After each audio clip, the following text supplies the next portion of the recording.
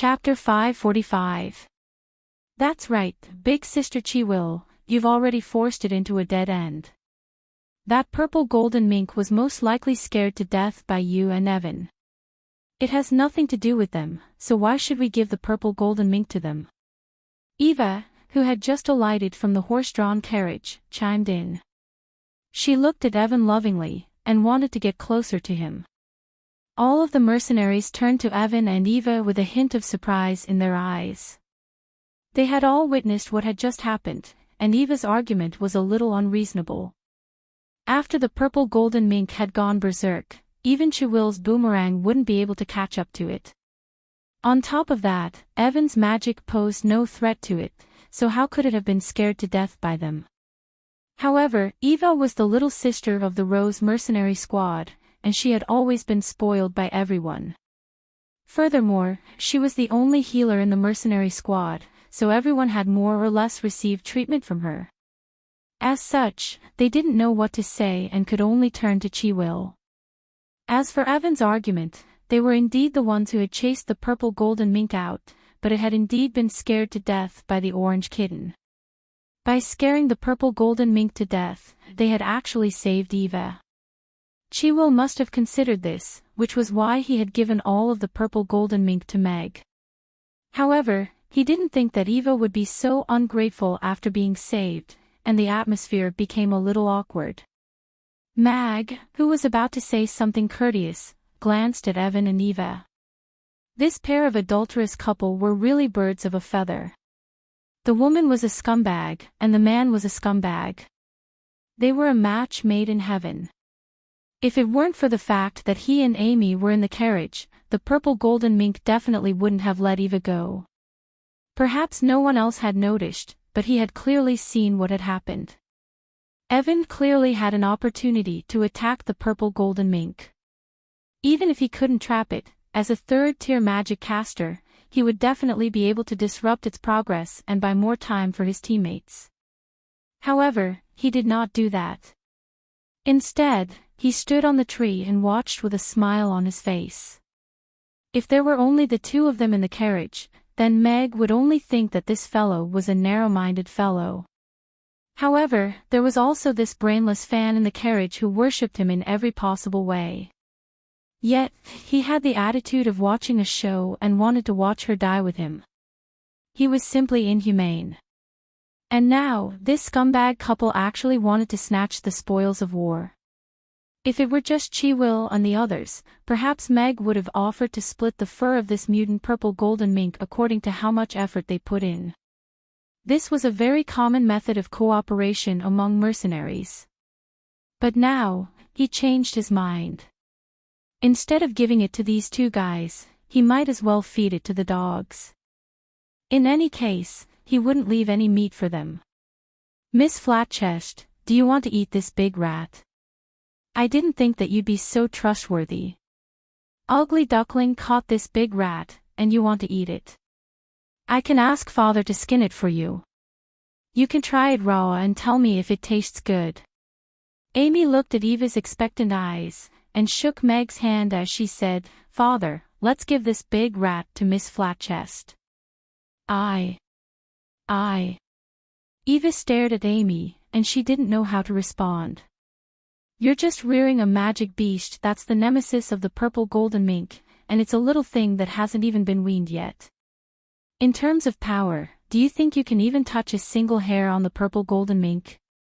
Furthermore, if it weren't for our Rose mercenary squad, you wouldn't even be able to see the purple golden mink, let alone hunt it down. You should know how much effort you put in, so do you really dare to take this purple golden mink fur? Evan turned to Meg as he spoke in a cold voice. His handsome face had darkened slightly, and he was leaning forward slightly to exert pressure on Meg with the wand in his hand. Chiwil's brows furrowed, and he was just about to say something when Meg took a step forward. He looked at Evan with a mocking smile, and said, How much effort did you put in? The purple golden mink was scared to death by Amy's ugly duckling, and prior to that, it hadn't been injured in the slightest. It had just entered a berserk state, and its speed was far superior to everyone's, so it had already escaped from the encirclement. Even though you took advantage of the opportunity to kill it, what does that have to do with you, whose attack was even blocked by a purple golden mink? Do you think you've put in a lot of effort just because you were standing on a tree and watching your teammates almost die at the hands of the purple golden mink?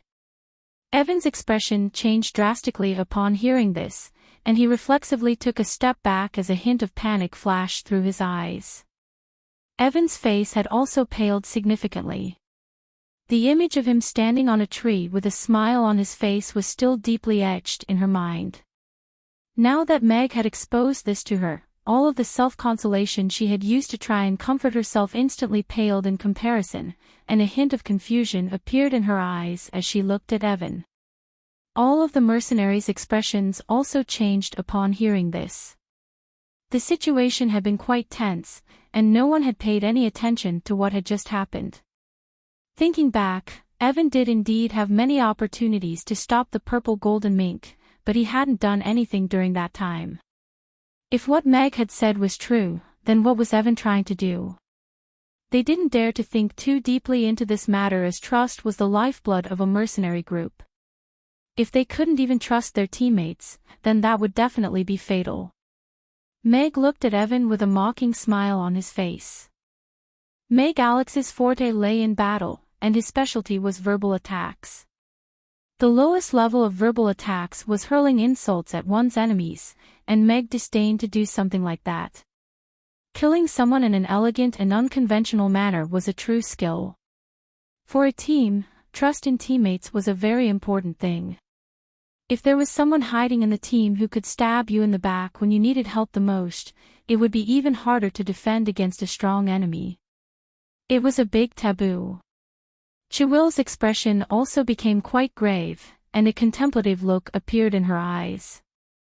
She had been wondering why Evan hadn't intervened when they were pursuing the purple golden mink, but it seemed that Meg had seen something, and Eva's reaction seemed to confirm this as well. As such, her heart became quite heavy. Chapter 546. So Wizard Evan was preparing an intermediate spell. He wasn't just watching from the sidelines. He even mastered an intermediate spell. That's amazing. Eva's eyes lit up again as she looked at Evan. All of her disappointment was swept away. She turned to Mag and said, "That's right. You're just an outsider. What right do you have to criticize the members of our Rose mercenary squad? There's no way Master Evan is that kind of person." Meg glanced at Eva. This woman is incorrigible. She was sold off, yet she's still so happy. All right, let's leave this matter at that. Let's continue on our way. We have to reach the illusionary Mist Valley before noon. Chiwill stood in the middle and looked into Eva's eyes with a serious expression. Eva, it was Mr. Meg and the others who saved your life. As a person, you should know how to repay a debt of gratitude. This is a basic principle that the Rose Mercenary Squad has always adhered to. I hope you'll remember that. Eva looked into Chiwill's eyes and opened her mouth. In the end, she lowered her head. Evan glanced at Chiwill before turning to board the carriage. He shot a vicious glance at Meg out of the corner of his eye before closing his eyes and remaining silent. The other mercenaries also boarded their carriages. None of them expressed any opinions about this unpleasant episode. Brother Meg, do you want me to help you remove this mink fur? I'm good at this. Sam walked up to Meg with a smile. No need to trouble Brother Sam. As a chef, I'm pretty good at this too. Meg shook his head with a smile. For Sivir's sake, he couldn't be bothered to bicker with her. What did it have to do with him? He pulled out the sharp bull-slaying cleaver from his waist, and the tip of the cleaver slithered over the purple golden mink's body. Soon, the mink's fur was completely unscathed, and there was no excess flesh or blood on the back of the mink. The golden fur was soft and smooth, not prickly at all. A bright purple color extended from the middle to the tail, spreading to both sides, giving off a bright metallic luster. Normal purple golden mink fur sold for around 500 gold coins on the market, but perfect mutated purple golden mink fur could sell for at least 1,000 gold coins, or even more. Meg was also in need of money. If he took a day off from the restaurant, he would lose hundreds of thousands of copper coins. Naturally, he wouldn't be polite with such an unexpected windfall. Amazing, it's even cleaner than mine. It won't be a problem to sell it directly. It'll definitely fetch a good price. Sam exclaimed as he looked at the mink fur in Meg's hand. He then took out a water bag and washed Meg's hand and knife. Thank you. Meg climbed onto the horse-drawn carriage with the mink fur and skinned purple golden mink before sitting down in a corner with Amy in his arms again. The horse-drawn carriage continued onward. Eva looked at the skinned and bloody purple golden mink, and she reflexively withdrew her leg with a hint of fear and concern in her eyes. What was she going to do if this guy forced her to eat this terrifying rat? Mr. Mag, are you planning to eat this purple golden mink for lunch today? Dennis asked with a curious expression. I was planning to do that, but a young mistress just said that if Ugly Duckling could catch this rat, then she'd eat it raw. Hence, I have to ask this young mistress for her opinion before deciding whether we'll be able to eat it. After all, she was the one who reserved it first. Meg smiled at Eva. His smile was as kind as the uncle next door who asked if you wanted to eat fruit. Am I right, Miss Eva? However, this smile was like the smile of a demon in Eva's eyes. The sight of the skinned and bloody purple golden mink made her want to vomit. Even if it was cooked, she wouldn't want to touch it, let alone eat it raw. What she regretted the most was that she had just said those words. No, I don't want to eat that terrifying thing. Eva shook her head with a pale expression. Big Sister Flatchest, I'm very disappointed in you. How could you go back on your word? I want to know if this rat tastes good raw. Amy looked at Eva with a disappointed expression as she held Ugly Duckling in her arms. Eva's face flushed with embarrassment, but she was willing to lose face compared to eating the purple golden mink raw, so she still shook her head firmly. Looks like we're in for a treat today. Meg smiled as he looked at the juicy purple golden mink with anticipation in his eyes. In his past life, he had eaten roasted bamboo rats, and the delicious flavor was still very vivid in his memory. The purple golden mink's meat was clearly far superior to that of bamboo rats, so it should be quite delicious if he were to roast it. After countless practice sessions in the test field for the god of cookery, Meg was now confident that he could roast different types of meat well. Even though he might not be able to roast them as well as beef kebabs, it shouldn't be too bad either. This is the first time I've heard of roasted purple golden mink. However, there are 10 of us here, so one purple golden mink might not be enough. Why don't we get some other prey along the way? What do you want? Dennis asked with a smile as he looked at Meg. If possible, beef would be best, Meg replied without any hesitation. Will normal bison do as well? Sam asked. Sure. Meg nodded. That's easy. There's a bison ridge on the way to the illusionary mist valley, and there are many bison there. I'll get you one when we get there. Sam chuckled.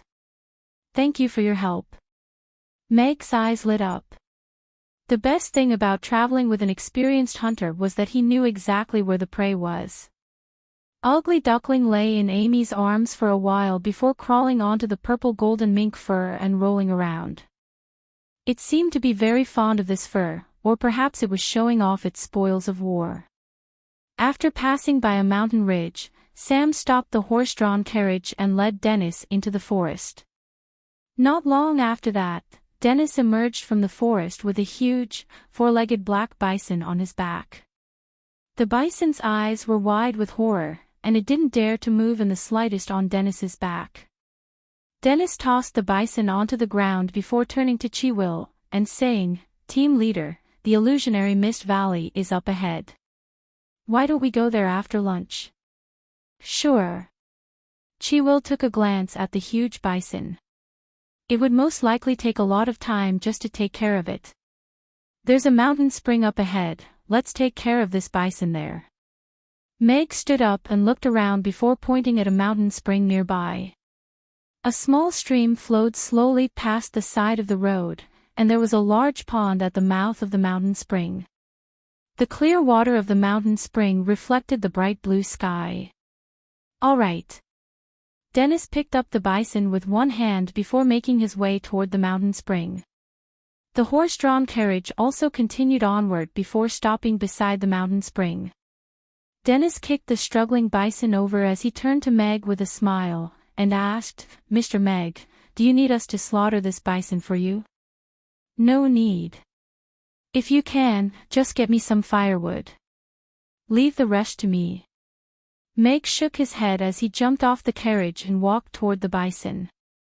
He pressed down on the bison's horns as it shook its head, and the bull slaughtering knife in his right hand slit the bison's neck. Blood spurted out as he looked up at Evan, who was sitting in the carriage. Evan also happened to look at Meg, and their gazes met in midair. He felt as if his heart had stopped for 3 seconds, and he could feel the killing intent in Meg's eyes. It was only a bison that had died, but he felt an inexplicable sense of fear. "Eva, aren't you getting off the carriage?" Chiwil jumped off the carriage and asked Eva, who was sitting in the corner. Chapter 547. I'll go look for some wild fruits. Evan jumped down from the carriage and dashed into the forest, quickly disappearing from everyone's sight. He clearly didn't want to eat Meg's food either. That glance just now had made his heart palpitate inexplicably, and he subconsciously wanted to distance himself from Meg. Meg naturally didn't have any objections to this. He didn't want to cook for them in the first place, so this was just what he wanted. After draining the bison's blood, Meg suddenly thought of something. He turned to Sam and said, "Brother Sam, you're familiar with this area. Can you get me a bamboo stick? I want to cut it into skewers and use it for roast beef kebabs." "That's easy. I'll get it for you right away." Sam nodded and turned to climb up the mountain. Roast beef kebabs. "Brother Meg, beef should be eaten in large mouthfuls. Won't it be too stingy if you make it into kebabs?" Dennis asked with a hint of worry in his voice. "If one kebab isn't enough, then I'll eat a few more. Such a large bison will definitely be enough to eat," Meg said with a smile. The bull slaughtering knife in his hand nimbly dissected the bison. The knife slid through the meat without touching the bones at all. His movements were smooth and pleasing to the eye. What a powerful knife skill. Without years of hard work, it would be impossible to master such a knife skill, right? Chiwil couldn't help but praise Meg in his heart as he watched Meg's skillful movements. She was also a little entranced by Meg's focused expression. She seemed to see the shadow of someone in him, and it constantly stirred up memories in the depths of her heart. The surrounding mercenaries also had expressions of admiration on their faces. In terms of strength, Meg might not be as good as them, but his exquisite and skillful knife skills were truly skillful. His control of the knife was just too strong. "Father, can Meg also eat a lot of kebabs?" Amy looked up at Meg expectantly and asked. "Yes, of course, Amy can eat as much as she wants." Meg looked at Amy dotingly and nodded. After processing the beef, Meg estimated everyone's appetite. In addition to the beef, he also cut off 2 large pieces of beef tenderloin and washed them with the mountain spring water. Then, he began to take out all kinds of spices and condiments from his backpack. He even brought out a folding grill. Meg had bargained with the system to buy it while he was on the road. Barbecuing in the wild could be done with local ingredients, but the grill had to be carefully chosen. Otherwise, the smoke and fire, as well as the uncontrollable temperature, would greatly affect the quality of the barbecued meat. Mr. Mag, all of the other mercenaries don't have to pack too much when they're out on missions, and they're only carrying life-saving items with them. But you're carrying an entire kitchen with you. Dennis couldn't help but grumble as he looked at Mag's pile of items with a peculiar expression. I'm taking care of a child, so of course I have to prepare more things. Meg opened the kettle and poured a glass of water for Amy. He then poured some spring water for Ugly Duckling to drink, and began to marinate the beef in a large paper bag. Little brother Meg is really a good father. My little boy is about the same age as this little girl, and he wants to go to the wild with me every day, but I've never taken him out even once. Scott gave Meg a thumbs up with an emotional expression. When he grows up, he'll know that you're a good father, Brother Scott. Meg stopped what he was doing and looked up at Scott with a smile. After all, not everyone's child was a fourth-tier magic caster. Taking him to the wild would be like taking him to hell. Let's hope so. A smile also appeared on Scott's face. Meg began to prepare the roast beef step by step, while the mercenaries sat on the ground and chatted with one another as they looked on in surprise at Meg preparing the roast meat in a way that they had never seen before. The process was so complicated that even these mercenaries, who usually relied on dry rations, couldn't help but feel a little confused. After all, when they roasted their own meat, they would just brush some oil on it and put it directly over the fire. They would sprinkle some salt on it when it was about to be cooked. The taste was up to fate. Sometimes it tasted good, and sometimes it would accidentally burn. However, taste wasn't the most important thing to them. In the wild, safety and efficiency were the most important things. If they had to eat like Meg every single time, then they wouldn't have any time to do missions. However, it was rare for them to be able to enjoy food cooked by a professional chef in the wild, so they were all looking forward to it. Sam quickly returned with a large green bamboo stick. At Mag's request, the bamboo stick was sliced into many skewers, upon which marinated beef and purple golden mink meat were skewered. The wood was then burned into charcoal, and all of the skewers were placed into an oven constructed from stone before being roasted on a rack. All of the mercenaries fell silent as they stared intently at Meg. Watching him cook was like watching a spectacular performance, and every step of his cooking was very pleasing to the eye. Even though they couldn't understand why a simple roast meat had to be divided into so many steps, they couldn't help but look forward to seeing just how delicious such an intricate roast beef kebab would be. The kebab definitely won't taste good if it's all fancy and fancy. Eva looked at Mag's departing figure as she took a bite of the coarse grain biscuit in her hand. She then gulped down a large mouthful of water before swallowing the dry and hard biscuit as she thought to herself with certainty. Evan flew back with a few oranges in his hand before landing back onto the horse-drawn carriage. He handed 2 oranges to Eva with a smile, and said, "Have some, Eva. These are freshly picked oranges." "Thank you, Master Evan." Eva accepted the oranges with an elated expression before carefully cradling them in front of her chest as if she had received something extremely precious. "You're welcome." A hint of disgust flashed through Evan's eyes, but he still maintained a smile on his face.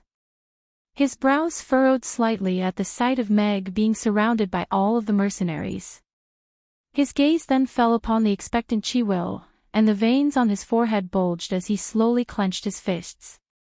Now that everything was ready, Meg reached out to test the temperature before grabbing a handful of kebabs and placing them onto the grill. A sizzling sound rang out as the kebabs were placed onto the hot grill. The fiery red charcoal provided the roaring heat, and the snowflake-like fatty meat on the surface of the kebabs quickly changed color. The snowflakes became translucent, and the oil sizzled out. A faint aroma of beef began to waft through the air, and it was becoming more and more intense. The mercenaries' eyes gradually lit up, and they couldn't help but take a few deep breaths. Meg skillfully flipped over the kebabs on the grill, and when the kebabs were about 70% done, he picked up a brush and brushed a layer of sauce onto the surface of the kebabs. This sauce was like a catalyst bomb, and it instantly caused the already rich aroma of the kebabs to explode. The aroma of the kebabs was mixed with the aroma of spices, and it spread out in all directions. It smells so good. Dennis looked at the kebabs on the grill with an incredulous expression. What an alluring aroma. Is this really the aroma of kebabs? Chiwil took a deep breath, and an intoxicated expression appeared on his face. Chapter 548. Wow, it smells so good. The sizzling beef looks so delicious. Amy stood on her tiptoes as she stared at the kebab in Meg's hands with anticipation in her eyes. Ugly Duckling's interest was also piqued. It pricked up its ears and craned its neck in an attempt to catch a glimpse of the source of this alluring aroma. The alluring aroma wafted through the air, and the sound of gulping could be heard all over the place. All of the mercenaries were staring at the kebabs on the grill with wide eyes. If it weren't for the fact that they were still able to maintain their composure, they would have most likely already rushed forward to snatch the kebabs. Meg handed a kebab to Amy with a smile, and said, "All right, let's give the first kebab to our adorable Amy." "Thank you, Father." Amy's eyes immediately lit up, and she placed Ugly Duckling down onto the ground. She accepted the kebab with elation, and was just about to place it into her mouth when it sizzled with oil. "It's very hot. Blow on it before you eat," Meg hurriedly reminded. "All right." Amy suddenly stopped and obediently responded. She held the bamboo skewer with both hands and put it in front of her mouth with a serious expression. She pouted her little mouth and blew on it. Then she opened her pink little mouth and took a bite of the top piece of beef. All of the mercenaries looked on with bated breath as Amy bit into the tender, oily beef. Her intricate little face immediately lit up, and her bright blue eyes narrowed into crescents. She was completely unable to resist the blissful feeling of deliciousness as she chewed on the beef with elation. She then swallowed, and there was still some oil and sauce remaining at the corners of her mouth. Gulp. The sound of gulping erupted almost in unison. Does it have to be so delicious? I can't help it. All of the mercenaries looked at one another with slightly awkward expressions, but they were all in the same mood. They quickly turned their gazes toward the kebab in Meg's hands with yearning looks on their faces. That little brat must be lying. It definitely doesn't taste good. The tangerines that Master Evan gave me are the best. Eva's hand faltered in the middle of peeling the tangerine, but she quickly put a piece of tangerine into her mouth, only to find that it was a little sour. Evan also forcibly withdrew his gaze and looked into the distance. He also swallowed his saliva with a calm expression as he placed a piece of tangerine into his mouth. Let's eat, everyone. The kebab's going to take some time to cook, so you can sit down. Meg distributed the kebabs to everyone with a smile, and each of them received 2 kebabs. He also left a kebab for Ugly Duckling, which was crying anxiously on the ground, and placed a new kebab in a clean bowl before continuing to roast it. Oh! My God, how can this kebab's kebab? This is... Dennis took 3 bites of the beef before swallowing them in large mouthfuls, and he stared at the kebab in his hand with incredulity etched on his face. This is a delicacy that only heavenly gods can taste, right? How can it be so delicious? How can kebab's kebab be so tender? And the taste is so delicious. Sydney sat down on a nearby tree branch with a kebab in his hand. He took another large bite of the kebab, and closed his eyes to savor the delicious flavor spreading through his mouth. It felt as if he were in a dream. Scott and the others also wore similar expressions. They were completely immersed in the kebab's deliciousness after just one bite. They didn't think that such a small kebab could be so magical. Chiwil looked at everyone, and his gaze was also drawn to the kebab in his hand. He blew on it a few times, and then bit down on the topmost piece of beef. The oil had already cooled down, but the kebab was still a little hot. The flavor of the kebab hadn't yet seeped out, but the savory sauce on the kebab's surface had already stimulated his taste buds. The tender, juicy piece of beef melted in his mouth. The seasoning had already completely seeped into the kebab's flavor, and together with the rich sauce, the kebab's flavor reached a whole new level. Chi-Will couldn't help but close his eyes. The kebab's meat was extraordinarily tender, and the fat between the kebab wasn't greasy. Instead, it made the kebab's kebab even more tender, and the rich sauce didn't overpower the kebab's flavor. Instead, it served as a perfect accompaniment to bring out the kebab's flavor to the extreme. Is it delicious? No, it's extremely delicious. Chi-Will felt as if he had arrived at a vast grassland. Herds of bison were strolling leisurely on the lush green grass, and a little girl was sitting on the back of one of them. A red-haired man was carrying a long saber on his shoulder, and he was following her from a distance. The little girl's laughter echoed throughout the grassland, and the man's scarred face was also wearing a smile. Night fell, and they lit a bonfire on the grassland. The man was roasting large pieces of beef over the fire, and the little girl was sitting beside him with an expectant look on her face. She was waiting for the man to hand her the slightly charred beef, and she was happily eating it. This was the most delicious kebab in the world. A tear rolled down from the corner of Chi-Will's eye. She turned her face away and wiped the tear from the corner of her eye. She looked at the kebab in her hand, then at Meg and Amy, who was happily eating kebab. She could feel the aura of fatherly love, and it touched the softest part of her heart. She opened her mouth and exhaled gently, as if she wanted to exhale the hot air, leaving only the aftertaste in her mouth. A smile appeared on her face, and she opened her mouth to take another bite of the kebab. She closed her eyes and enjoyed the taste of the kebab in her mouth, as well as the love that she hadn't felt for many years. Kebab after kebab was cooked, and then they were distributed by Meg to the waiting mercenaries. Everyone had blissful smiles on their faces, and they couldn't stop praising Meg's cooking skills and the kebab's delicious kebab. Meg also had a smile on his face, and he felt a sense of accomplishment as he watched everyone being completely conquered by his food. This kind of wonderful thing happened every day, and he had never experienced anything like this in his previous life. Evan, try this kebab. It's unbelievably delicious. Scott walked over to the horse-drawn carriage with 2 kebabs in his hand, and handed one of them to Evan with a smile. I won't eat this strange thing. Evan raised his hand with a slightly gloomy expression, and the kebab was sent flying. The kebab was nailed to a tree by the roadside, and the kebab was still wobbling slightly. Scott looked at the kebab and the gloomy expression on Evan's face, and knew that he was in a bad mood because of what had happened before, so he didn't say anything. Instead, he handed the other kebab to Eva, and said, Eva, do you want to try it? Chapter 549. What a poor kid, he made such a stupid decision.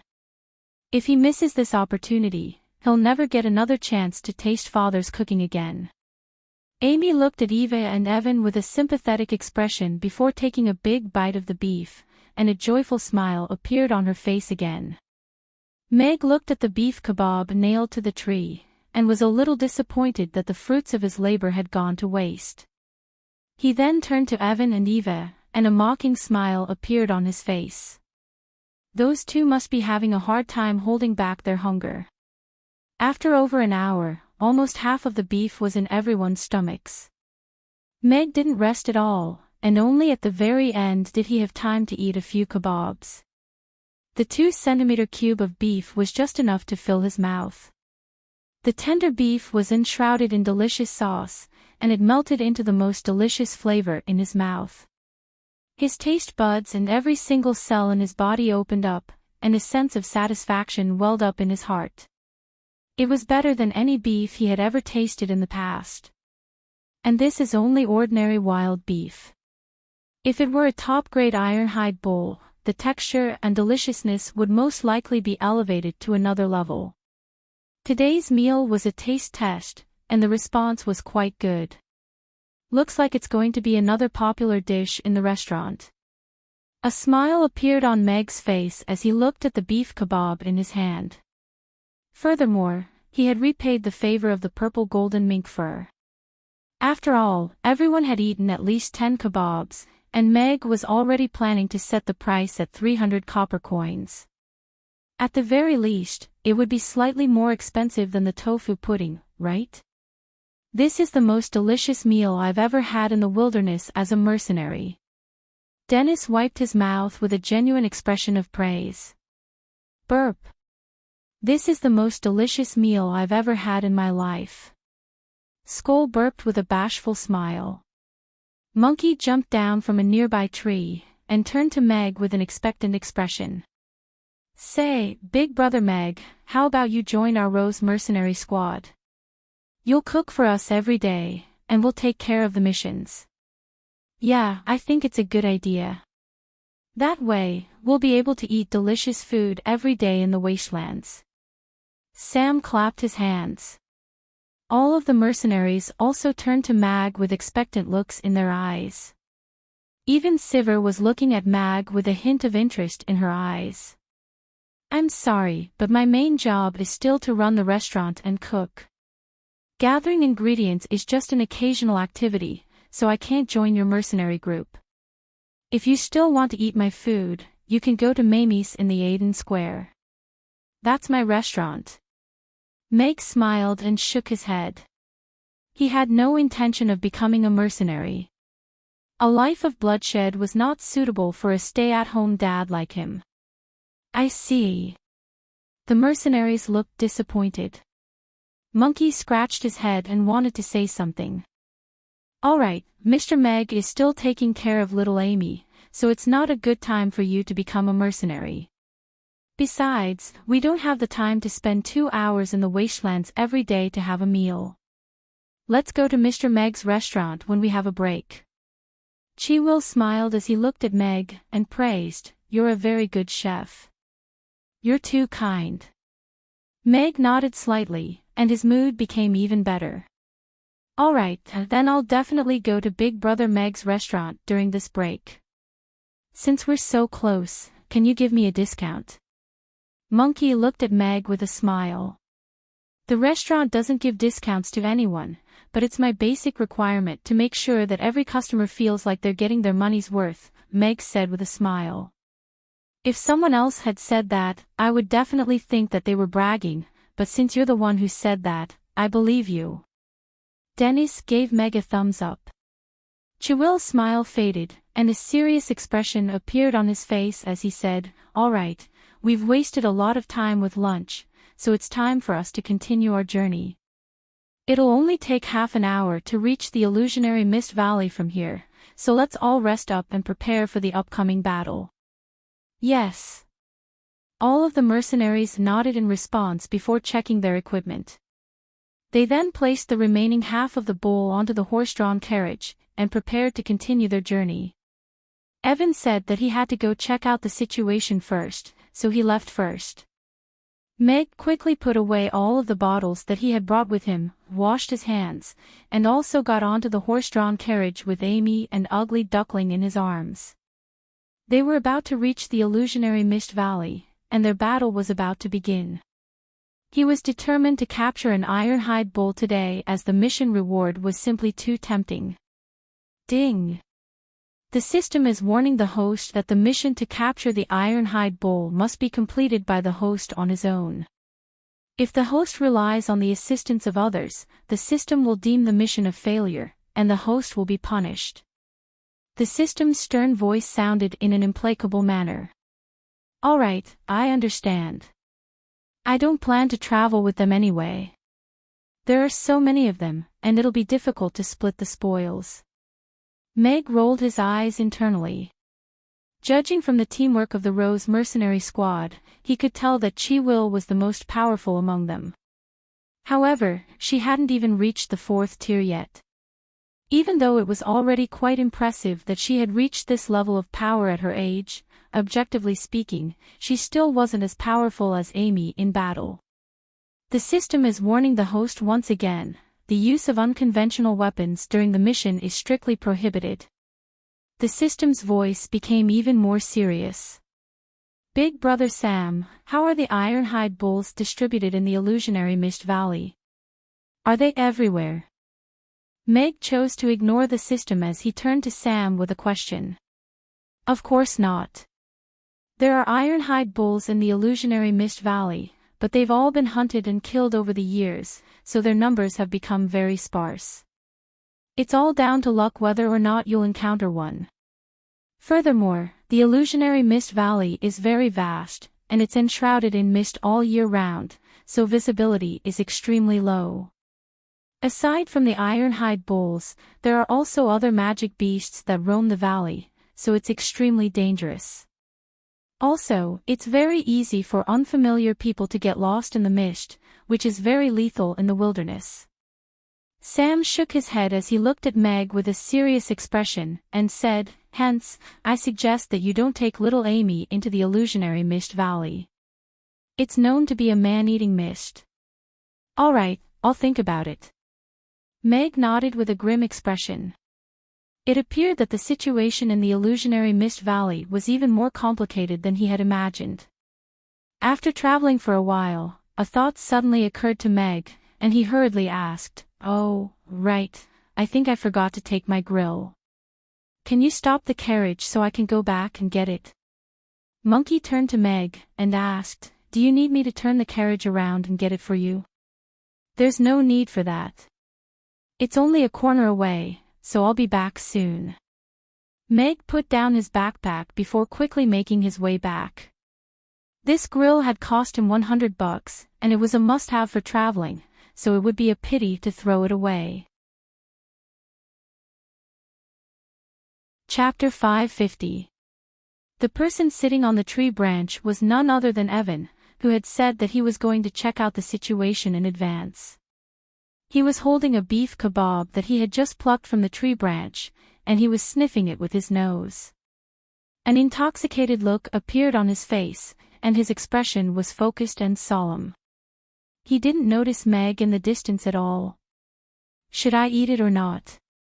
Is it really as good as they say it is? Evan's expression was a little conflicted.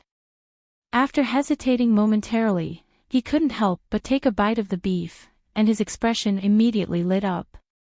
The beef was still slightly warm, and the delicious sauce wrapped around the tender beef. It had already exceeded all of his expectations of beef. Is this really beef? What an incredible flavor! How can there be such delicious food in this world? How can there be such delicious beef? Evan couldn't help but roar in his heart. In that instant, he had completely forgotten that this beef was cooked by the guy who had humiliated him so much. He had also forgotten that this was the beef kebab that he had slapped away from the tree. There was no other such delicious beef in this world. Is it good? A voice suddenly sounded. It's delicious. Evan nodded sincerely. His expression then abruptly changed, and he abruptly opened his eyes to look down. Meg was standing under the tree, looking down at him with a mocking smile on his face. The air suddenly fell silent. Evan sat on the tree branch with a stiff expression, holding an unfinished beef kebab. Meg was also standing under the tree, looking up at him. Evan had just mocked Meg, slapped the beef kebab away, and declared that he definitely wouldn't eat it. Now, he had secretly turned around to pick up the beef kebab on the tree, and was caught by Meg. What was even more embarrassing was that he had admitted to eating it himself. How delicious! In that instant, Evan was even contemplating suicide. Perhaps he should find a hole in the ground to hide in and never come out again. Take your time, then. I'm going to go now. They're still waiting for me. Satisfied with the answer, Meg turned around with a smile, picked up his grill plate, and left. This feeling was even more satisfying than slapping him in the face. That bastard! Evan looked at Meg's departing figure, and the veins on his hand bulged as he gripped onto his wand. However, he hesitated momentarily before slowly lowering his hand. At such a close distance, Chi-Will and the others would definitely be alerted if he were to attack. Furthermore, they were very familiar with one another, so they would be able to easily identify the culprit. Meg put down his hand from the scabbard at his waist. It was as he had expected. However, he still quickened his pace. After all, the other party was still waiting for him. Evan was the only one left in the room. He looked at the kebab in his hand and wanted to throw it away, but his hand stopped in midair. His throat moved, and he hesitated for a long time before slowly putting it down and taking a bite of the second piece of beef. I'm so angry. But, it's so delicious. Why is this guy's beef so delicious? Evan finished the kebab in his hand with a pained yet blissful expression on his face. He tossed the skewer in his hand aside with a hint of longing for more. However, a conflicted look appeared on his face as he looked at the road ahead. If that guy were to tell Chi-Will and the others about this, then things would be very awkward. What's wrong, Mr. Meg? Did you pick up any money on the way back? Why are you so happy? Dennis couldn't help but ask with a curious expression at the sight of Meg, who was smiling the entire time. I didn't pick up any money. I just saw a monkey stealing food, and I thought it was a little funny. Meg shook his head with a smile. He didn't say anything, not because he wanted to save Evan's face, but because he didn't think there was a need to waste time on something so trivial. I didn't steal any food. Don't accuse me like that, the monkey protested with a stern expression, drawing raucous laughter from everyone. The horse-drawn carriage continued onward. Sam could see that Meg still hadn't given up on entering the illusionary mist valley, so he enthusiastically explained to Meg all of the things that he had to look out for in the illusionary mist valley, as well as all types of emergency escape methods. Meg listened intently and committed all of the information to memory. Aside from ironhide bulls, there were also occasional fifth-tier magic beasts that appeared in the illusionary mist valley. For Meg and Amy, that would be very dangerous, and could even be fatal. After all, Amy was only a fourth-tier magic caster, and the Prophecy Stone's random critical strike rate was far too high. They couldn't place all of their bets on that, so following the advice of a veteran hunter who had entered the illusionary mist valley on multiple occasions was clearly a very good choice. Mr. Meg, we'll stop the horse-drawn carriage here. If you need a ride back to Chaos City in the evening, you can wait for us here. Half an hour later, the horse-drawn carriage stopped outside a massive valley enshrouded in mist, and Chi-Will turned to Meg.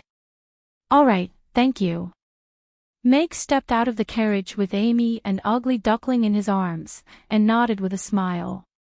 They had spent so much time on this journey, so they were naturally going to hitch a ride back. All of the mercenaries disembarked from the horse-drawn carriage, and packed up their equipment before bidding farewell to Meg and Amy.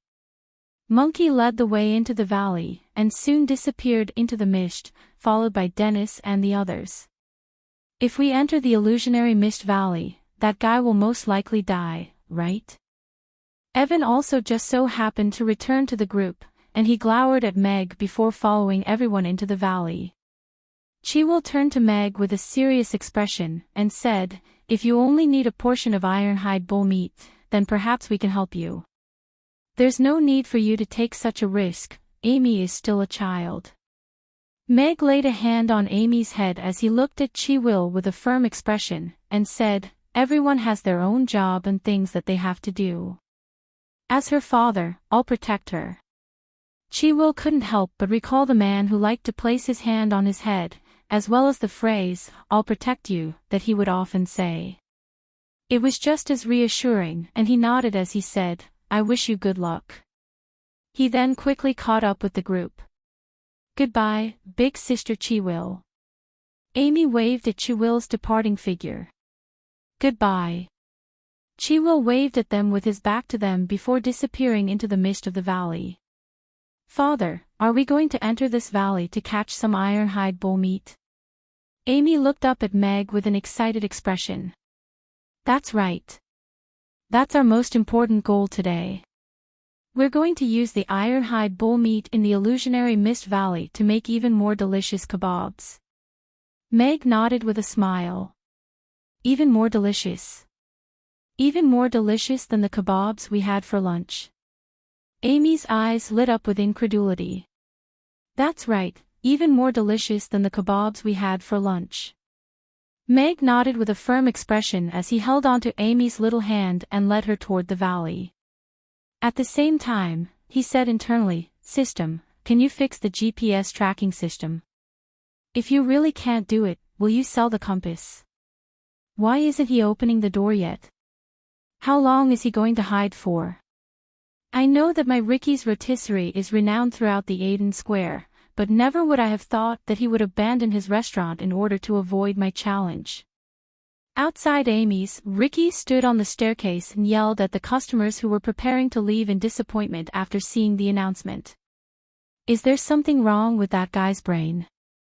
The customers all looked at Ricky as if he were an idiot. Ricky was enraged by the customers' stares, and he gritted his teeth as he yelled, "In that case, I'm going to raise the stakes.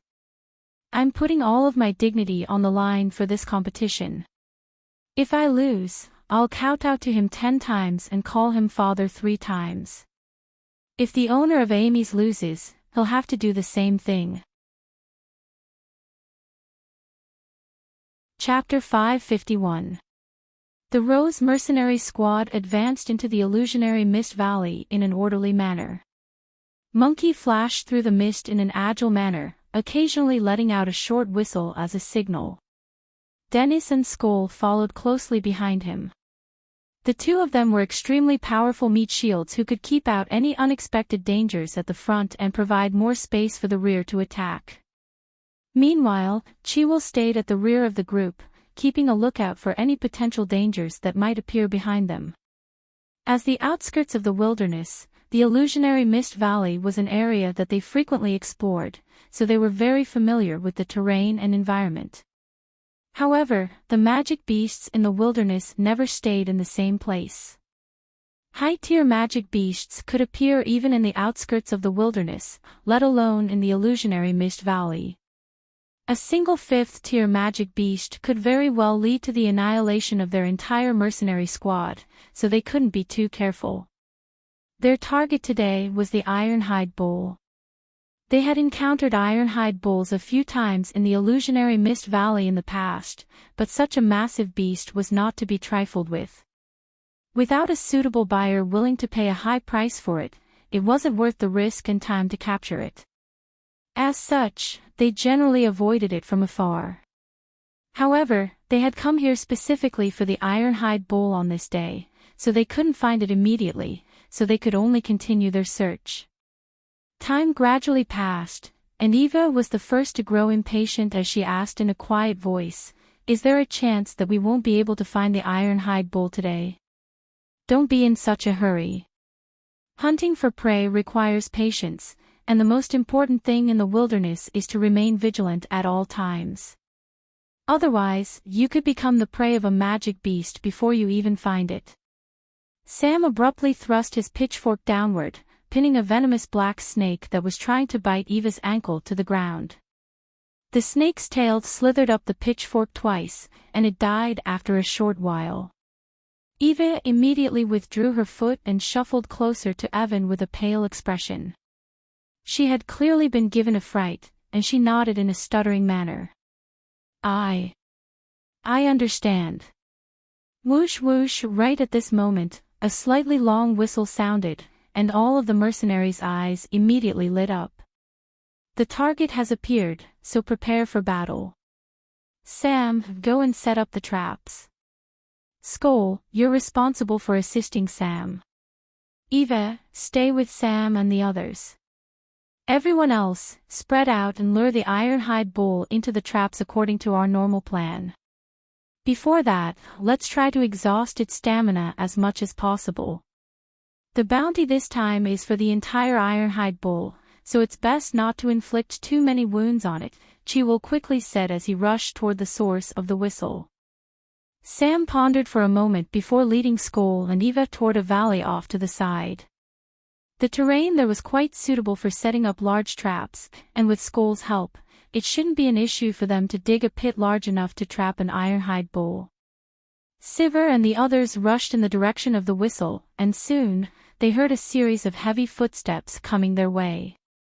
The ground was trembling slightly, and it was as if an enormous creature was coming their way. "It's here. Spread out and don't clash with it head-on." A fourth-tier ironhide bull is extremely powerful, and there aren't any trees in the illusionary mist valley that can slow it down. If it picks up speed, it'll be very difficult for us to escape.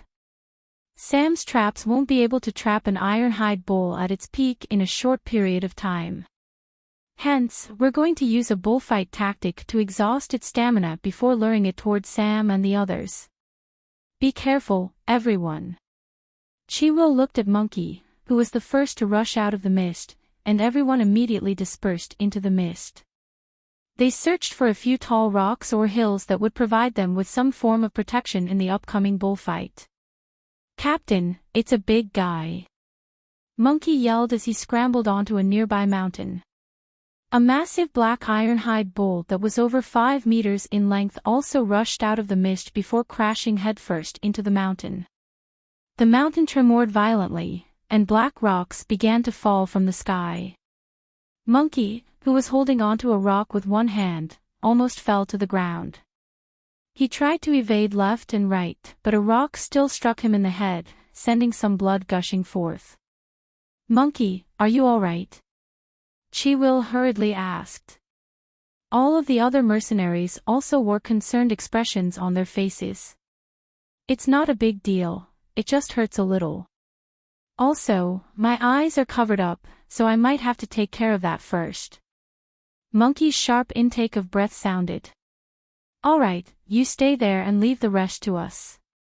Chiwil was slightly relieved upon hearing this. He looked at the ironhide bull before hurling the boomerang hanging from his waist through the air. The boomerang struck the ironhide bull's neck with a dull thump, as if it had struck a piece of metal. It then flew back before landing in Chiwil's hand again. There was only a small dent and a white mark on its neck. The fourth-tier magic beast, ironhide bulls, was most renowned for its steel-like hide.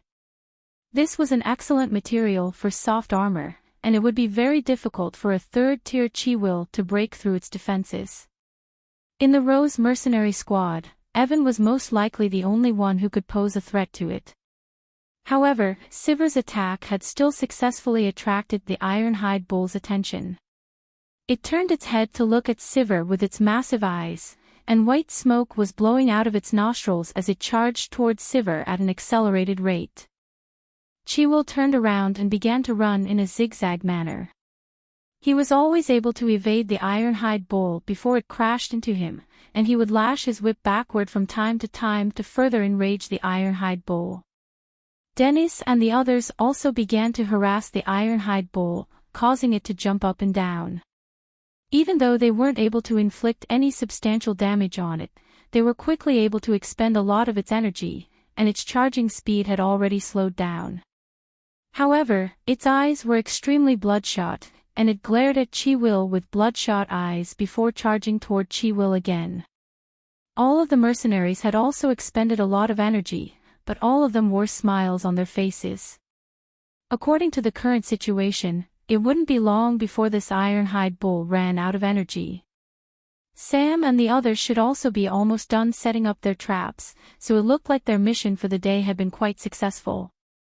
However, right at this moment, the sound of approaching footsteps drew everyone's attention, and they all turned toward that direction with bewilderment in their eyes. "Crap, there's another ironhide bull. Be careful, everyone. Get out of the way." Monkey, who was using a piece of cloth to tie his wound with a rock, narrowed his eyes and looked into the fog. His expression changed as he shouted. "Retreat!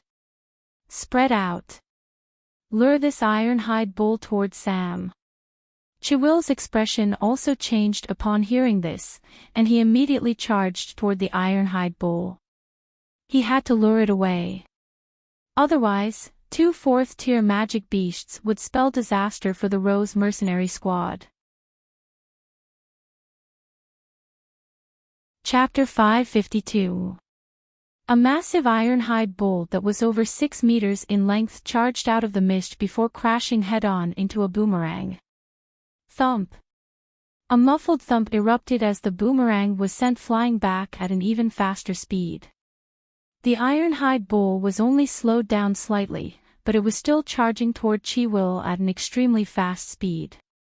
5 massive icicles converged into a line before descending from the sky toward the ironhide bull's head. The ironhide bull raised its head and let loose a roar before whipping its massive horns to shatter the icicles with ease. However, its speed was also slowed down slightly as a result, and it changed its target from Chiwil to Evan. It could sense an even more detestable aura from this guy, so it turned to charge toward him instead. "Look out!" Chiwil let loose a faint cry as he lashed out with his whip, which latched onto the bull's horns. He then coiled the whip around a large tree, and the whip only lasted for a short while before snapping in half. The ironhide bull was slowed down slightly, but it was even more enraged, and its eyes also became bloodshot. Meanwhile, the other ironhide bull was being lured by Dennis and Scott toward the traps that Sam and the others had set up. "Let's run in the opposite direction and let them take care of the other one first." Chiwil immediately made a decision as he hurled his boomerang toward the other direction. Evan nodded before tossing out a few more icicles. Even though they couldn't inflict any substantial damage to the ironhide bull, they were still able to disrupt it slightly, and it also began to run in the opposite direction as Chiwil. However, after breaking through Evan's spell, the ironhide bull immediately stopped in its tracks. It looked at Evan and Chiwil, then at the other ironhide bull that was about to disappear into the mist. It hesitated momentarily before accelerating in pursuit of the ironhide bull. Chiwil's expression changed drastically as he turned around and chased after the ironhide bull. "Crap! That guy isn't falling for my trap. It's most likely a pair with that ironhide bull. If that's the case, Sam and the others are in danger." Evan also turned around and dashed into the mist. He took a shortcut towards the trap. Because of Meg, he had become a suspect in the group. Now, he had to fix this. Otherwise, he could no longer stay in the Rose mercenary group. "Father, did you hear that? There seems to be a lot of commotion over there," Amy said as she pointed to the right. Ugly Duckling also pricked up its ears. Meg pressed down hard on the ground with the insecticide in his hand. He watched as a large poisonous scorpion turned over while foaming at its mouth. He nodded in satisfaction and looked in that direction. He tilted his head and listened attentively. There was indeed quite a lot of commotion coming from that direction. It seemed that some kind of large animal was running. The ground was trembling slightly, and they could also hear some shouts. It was most likely a mercenary group that was hunting. "I think I heard Uncle Oxhead's voice." Amy's eyes lit up. "Let's go take a look. It sounds like they're in trouble." Meg picked up Amy and held the bottle of insecticide in his hand as he quickly made his way toward that direction. He had bought the insecticide from the system. It was an enhanced version of the insecticide that could insta-kill all poisonous insects and creatures. It was one of the best items for traveling in the wilderness, and most importantly, it was completely harmless. Only the system could come up with something like this. Furthermore, Meg had also obtained a north compass.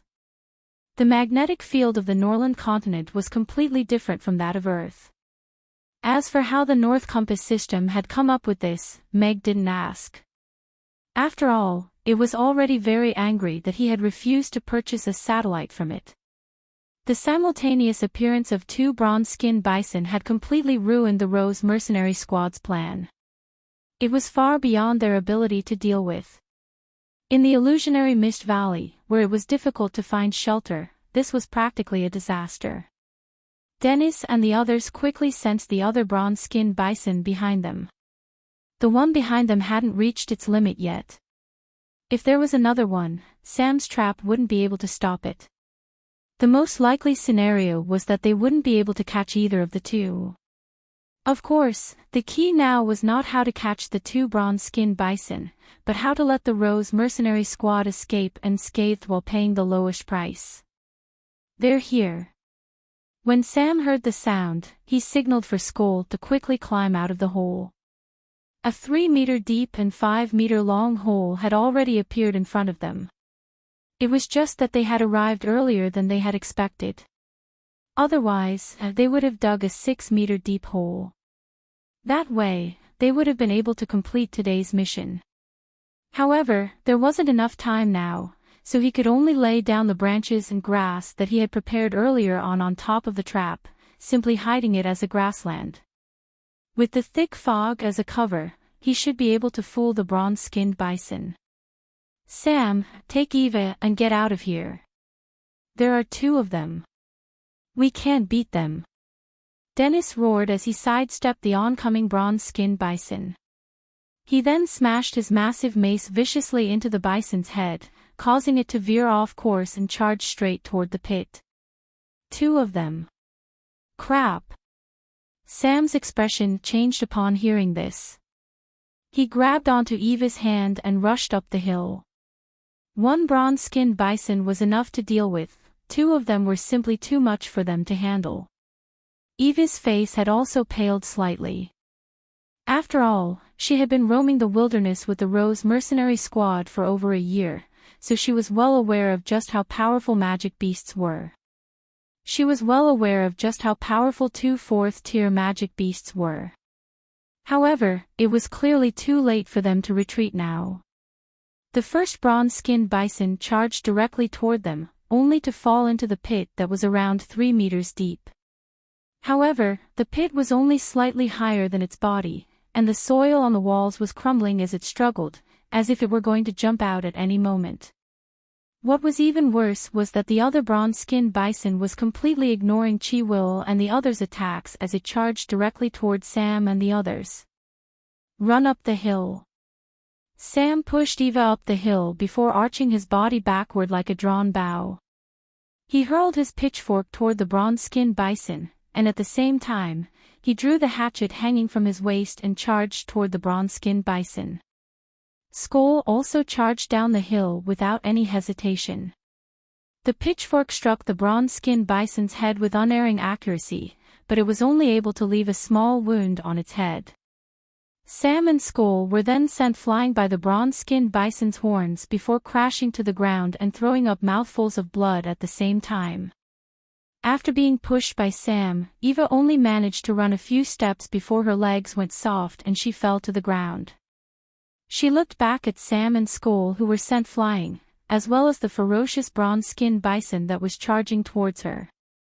She screamed and closed her eyes. No! Chi-Will yelled, and all of the other mercenaries also wore sympathetic expressions. Don't be scared, Eva, I'm here. Right at this moment, a voice sounded, and Evan flew out from behind the hill before landing in front of Eva. He pushed his hands forward, and a thick wall of ice appeared before him, upon which dazzling ice crystals blossomed. Bam! A muffled thump erupted as the bronze-skinned bison crashed viciously into the wall of ice.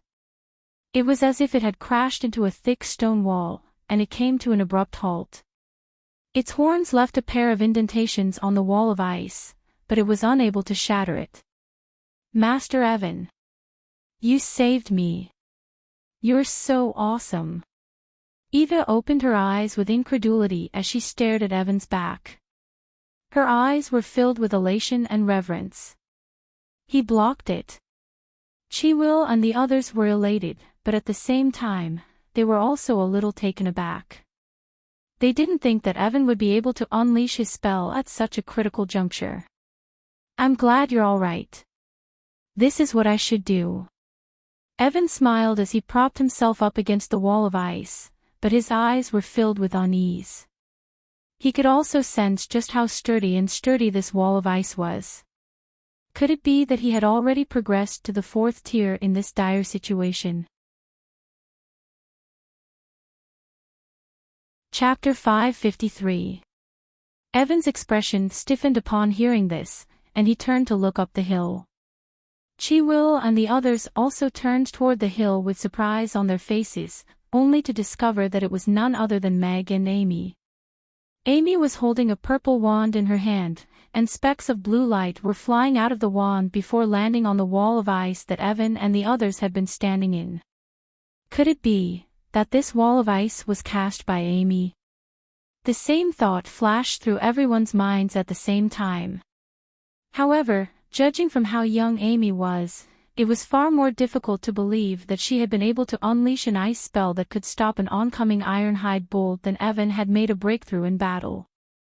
After all, a 4-year-old 4th tier magic caster had never appeared on the entire Norland continent before. Why are they here? A hint of urgency appeared on Chi-Will's face. The sudden appearance of the second Ironhide bull had already put the Rose mercenary squad in a precarious situation.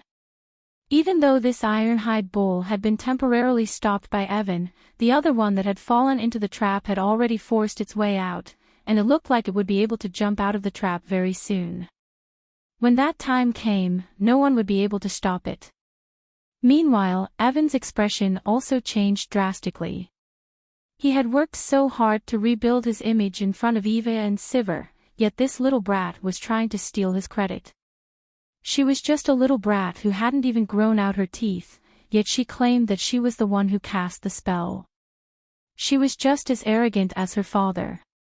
Humph, don't spout nonsense, little brat. You don't even know how to cast a frost spell, and you dare to claim that you were the one who set up this wall of ice.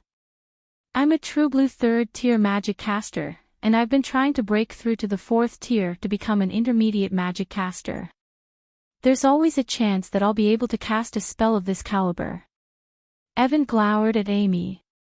If he really did break through to the 4th tier and become an intermediate magic caster, then Chi-Will would have to pay a price if he wanted to stay in the Rose mercenary squad. This was why he had continued to stay even after being rejected. It appeared that he was very close to achieving his goal, and he could even bring it up when he returned to the Rose mercenary squad. Bro Meg, hurry up and leave. There were 2 Ironhide bulls here, so it was very dangerous. We can't deal with it. Dennis shouted at Meg. His face was also full of anxiety. He had a good impression of Meg and his daughter from their previous interactions. Naturally, he didn't want to see them get involved. Is that so? It seems that you don't believe me. A thoughtful expression appeared on Amy's face as she looked at Evan. She nodded and said, then. I'll withdraw the spell and let you experience your true power. He withdrew his wand, and the blue light instantly receded. The beautiful ice crystals on the ice wall in front of Evan disappeared, and the blue light also dimmed significantly, as if it had suddenly lost its spiritual nature. After retreating for about a dozen meters, the Ironhide bull stomped its hooves into the ground and charged toward Evan and the others again. Even though its speed was slightly slower than before, it was still extremely terrifying, and it was as if the entire mountain was trembling violently. Evan had naturally sensed the changes that had occurred to the ice wall. The thickness hadn't changed, but something was indeed missing. However, he didn't know what it was. However, he didn't have time to think about that now. He focused all of his attention on the oncoming Ironhide bull, and his eyes were filled with confidence. He had been able to keep the Ironhide bull at bay just then, so there was no way he would be able to do the same now. His wand was constantly injecting magic power into the ice wall, while his left hand was gently pressed against the surface of the ice, basking in the chill and weight of the ice. This ice wall was the pinnacle of his work, and it was also the best manifestation of his power. Master Evan can do it. He's the most perfect man. He's the most powerful magic caster. Eva stood behind Evan with a look of reverence and relief on her face. Thinking back to how Evan had descended from the sky and blocked the Ironhide Bull's attack for her, her heart thumped in her chest. It turned out that she was so important to him that he was willing to risk his life to save her. Those two guys were clearly trying to sow discord between them. Why do you have to seek death? Meg took a look at Evan and Eva, who was standing behind him, and sighed in his heart. Don't you have any fucking idea of what you're capable of? Flexing was the most dangerous thing to do. However, he didn't have any good feelings toward this shameless couple. Biting the hand that fed him had already become a part of their repertoire. As such, he merely looked on with a calm and collected expression. He wouldn't attack unless he was attacked first. That was Meg's principle. Evan should be able to keep it at bay, right? Sam asked with a concerned expression as he clasped a hand over his chest. He was able to keep it at bay even though it was moving so quickly, so he should be fine now. Skoll wasn't all that concerned. He grimaced as he massaged his waist and strode toward the trap with his rod in hand. The Ironhide Bull that had fallen into the trap was about to jump out, so he had to stop it. Don't let it come out. Otherwise, it'll be even more troublesome. Chiwil also hurled the boomerang in his hand toward Evan and Eva with a concerned expression. He had a feeling that the ice wall had become a little different, but at the same time, he didn't think that Amy was a powerful magic caster. However, before the boomerang had a chance to strike, the Ironhide Bull that had retreated a couple of steps back abruptly leaped out of the pit. It brushed the boomerang aside with its head before looking up at Meg and Amy. A plume of white smoke escaped from its nostrils as it charged toward Meg and Eva. Crap! Chiwil and the others' expressions all changed as they hurriedly chased after the Ironhide Bull with all their might. At the same time, the other Ironhide Bull crashed heavily into the ice wall in front of Evan. In the instant of the collision, Evan's originally confident expression instantly changed. The terrifying power coming from his left hand, as well as the ice surface that was instantly filled with cracks, all made him terrified. The ice wall that was like an impenetrable wall just a moment ago had turned into an extremely fragile block of ice at this moment. That's impossible.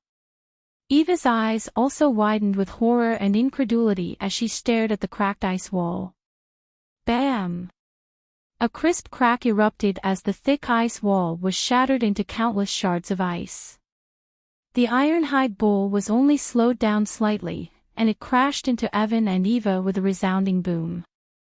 Its sturdy horns broke their bones, and it propelled them forward for several meters before crashing to the ground around 10 meters away. Chapter 554. Evan threw up a mouthful of blood as his chest caved in. His face was deathly pale with agony, but he was still filled with bewilderment and horror as he looked at the Ironhide Bull. The wall of ice had been able to keep it at bay with ease just a moment ago, so why had it suddenly become so fragile? Could it be that the little brat really had used some magic to make the wall of ice so resolute? With that in mind, even he was in disbelief. Furthermore, the Ironhide Bull clearly had no intention of letting them go after sending them flying. It charged toward them again, and they were completely immobilized, so there was no way for them to evade. All they could do was wait for their deaths. Eva reached out and crawled in Evan's direction. She made a gurgling sound with her mouth. If she could die by Wizard Evan's side, it would not be so bad. Crap! They had thought that Evan and the others would be fine, but to their surprise, the tables had turned in an instant. The resolute wall of ice had been shattered, and Evan and Eva had been sent flying with severe injuries. They had to face the Ironhide Bull again, and there was no one else present who could save them. Expressions of despair appeared on Chiwil and the others' faces. Meanwhile, the Ironhide Bull charging toward Meg and Amy was also unstoppable. The most vulnerable people present were now standing on the brink of death, but there was nothing they could do. This sense of powerlessness struck them with despair. Sigh, Didn't your master teach you that even if you can't beat your opponent, you can think of other ways? Amy looked at Evan with an exasperated expression. She then pointed her wand at the ground in front of them with a smile, and said, "For example, you can make this stupid bull dance first." A layer of ice appeared beneath Evan and Eva's feet before extending downward along the slope. The oncoming ironhide bull stepped onto the block of ice, and its front hooves slid down to its knees. It slid upward for a while before stopping less than half a meter away from Evan and the others. It looked up at them with an indignant expression and let loose a couple of moos before struggling to its feet. It was as if it were dancing on ice, but it was unable to approach Evan and Eva in the slightest. First tier ice spell, frost magic. Amy looked at Evan with a shrug. Evan and Eva had thought that they were going to die from the ironhide bull's charge, and they both heaved a collective sigh of relief. However, a blush appeared on their faces upon hearing Amy's nonchalant words. They had done everything they could to stop the ironhide bull, only to be severely wounded by it. However, it had been subdued by a 4-year-old half-elf girl, and she had even used a frost magic spell on it. This was a massive slap to their faces. However, if she was a first-tier magic caster, then that meant that he was the one who had unleashed that wall of ice. At the very least, that meant that he was able to unleash a 4th-tier spell, and he was far more powerful than Amy. Evan consoled himself internally. The pain from his wounds was making him feel like he was about to faint. This was the first time that he had sustained such a grievous injury. Chiwil and the others all heaved a collective sigh of relief upon seeing this. They didn't think that Amy would step in to save Evan and the others in the nick of time. What was even more incredible to them was that Amy really was a magic caster. Even if she was only a first-tier magic caster, at her current age, she could definitely be hailed as a prodigy for being able to use a frost magic spell in such an ingenious manner. This is the most basic usage of a frost magic spell. My master told me that there is no difference between strong and weak magic spells. The true difference lies in the people who use them, like you and me. Amy looked at Evan as she spoke. She spread open her right hand, and a ball of flames of extreme frost appeared over her palm. The flames of ice slowly danced on her fingertip as she pointed a finger at the ironhide bull. The flames of ice didn't appear to be traveling very quickly, but they reached the ironhide bull in the blink of an eye. The tiny flames of ice weren't even as large as the ironhide bull's eyes, but an expression of shock and horror appeared on the ironhide bull's face for the first time, and it immediately turned to flee. However, the flames of ice had already landed on the bull's head, and frost instantly enshrouded the entire ironhide bull, sealing it in ice from head to toe. It was still in a kneeling position, as if it had been carved into a statue. These magic fluctuations. She's an intermediate magic caster. Evan's eyes widened with incredulity as he stared at the frozen ironhide bull. As a 3rd-tier magic caster, he was able to easily determine the power of a magic spell. To be able to seal an ironhide bull in ice with a single flame of ice was something that was completely beyond his reach. A 4-year-old intermediate magic caster, and a half-elf at that, had already far surpassed him in terms of magic. Evan felt as if his heart had stopped for 3 seconds. The feeling of asphyxiation made him forget about the pain in his chest, and he began to question the meaning of life. There is no such thing as a powerful magic spell, the true difference lies in the person using it. These words struck Evan's heart like a sledgehammer. If someone else had made a name for themselves a long time ago, perhaps he would have felt a little better. However, these words had come out of Amy's mouth, and he felt as if a sharp sword had been plunged into his heart. Everything that he had done thus far had made him look like a clown. This father and daughter duo were not people that he could mess with. Just this 4-year-old little girl alone was far more powerful than him. How? How is this possible? Eva was also in complete disbelief at the sight of this. This ironhide bowl, which even Evan couldn't resist, had been sealed in ice by Amy with ease. As a magic caster, she naturally knew what this entailed. She abruptly turned to look at Amy, and all that was left in her eyes was fear toward the powerful. So powerful. Chiwil and the others couldn't help but falter in their footsteps as they stared at the frozen ironhide bowl with astonishment etched on their faces. They didn't think that Amy would be the one to tame the ironhide bowl in the end. They finally understood why Meg dared to take Amy into the wilderness and target the ironhide bowl. "Look out!" Chiwil faltered momentarily before letting loose a cry of alarm. One of the ironhide bowls had been sealed in ice, but the one charging toward Meg and the others didn't stop. Just as everyone was still in a daze, it had already reached less than 5 meters away from Meg and the others before hurtling toward Meg and the others at an extremely fast speed. "Big dumb bowl, you have to behave yourself too." Amy turned to the ironhide bowl and extended her little right hand. "I'll take care of this big dumb bowl." Meg smiled as he strode forward and laid a hand on his waist. A cold light flashed, and the ironhide bowl barely brushed past him. After charging forward a few steps, it collapsed to the ground with a resounding thud. It was already dead, and its scorching blood soaked the mountain rocks before converging into a small stream that slowly flowed downward. Chapter 555. Deathly silence reigned over the illusionary Mist Valley. Chiwil, Dennis, Skull, Scott, Sam, and Monkey stood down below, looking up at the smiling father and daughter duo on the mountain slope. Their eyelids twitched as they swallowed involuntarily. Of the 2 ironhide bowls, one was dead while the other was sealed in ice. The father and daughter duo were like death gods who had descended from the heavens with ease.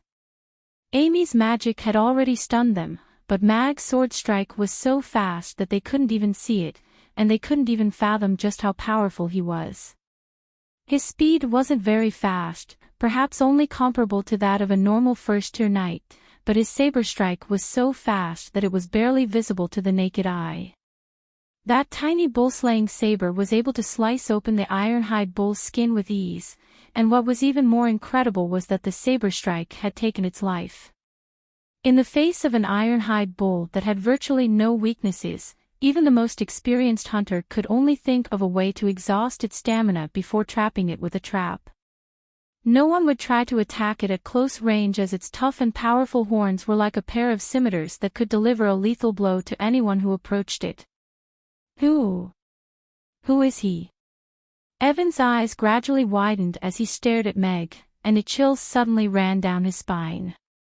If he had attacked Meg at noon, would he have suffered the same fate as this ironhide bull? He suddenly understood why he had been feeling so uneasy at noon. If Meg really wanted to kill him, then he most likely wouldn't even be able to retaliate, not to mention that his daughter was an intermediate magic caster. Ding! Congratulations, host, you have successfully completed the mission to capture an ironhide bull.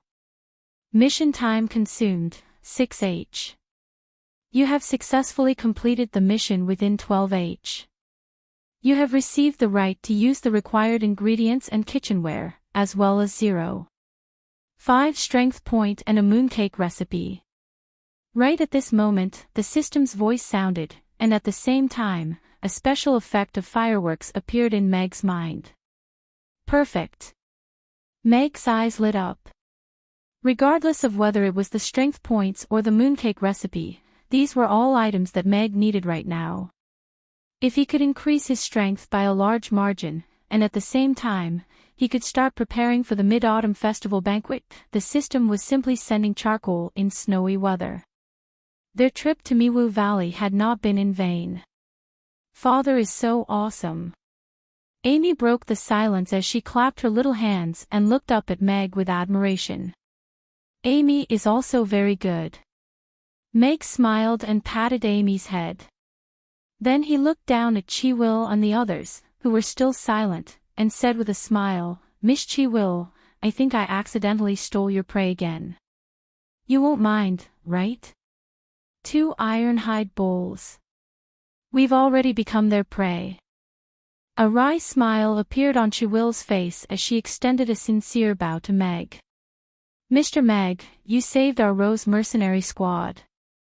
Thank you. Mr. Meg, I didn't think that you would be so powerful. You were able to kill an ironhide bull with a single slash of your saber. Could it be that you're a 4th-tier knight? Dennis looked at Meg with an astonished expression. That saber strike had truly stunned him. You're far too kind, Miss Chiwill. Meg nodded before shaking his head in a modest manner as he said, I was just able to kill a bull with ease. If it were any other type of magic beast, I probably wouldn't even be able to take on a 1st-tier one. At his current level of power, he was indeed not powerful enough to take on a 4th-tier magic beast. However, he had slain tens of thousands of ironhide bulls in the test field for the god of cookery, so he was very familiar with their body structure. As such, he was completely unperturbed by the sight of the charging ironhide bull. Instead, he simply judged where he would be able to land a fatal blow with a single slash of his saber. Do you think you can kill an ironhide bull with a single slash of your saber just because you've killed a lot of bulls? All of the mercenaries stared at Meg with wide eyes. They felt like this guy was just messing with them, but judging from his serious expression, it appeared that he was telling the truth. Most importantly, the kebabs he made were super delicious. A chef like him really didn't seem like a knight at all. I'm going to treat Eva and Evan's injuries first. Chiwill rushed up the mountain. She was quite touched that Evan had stood in front of Eva without any regard for his own safety.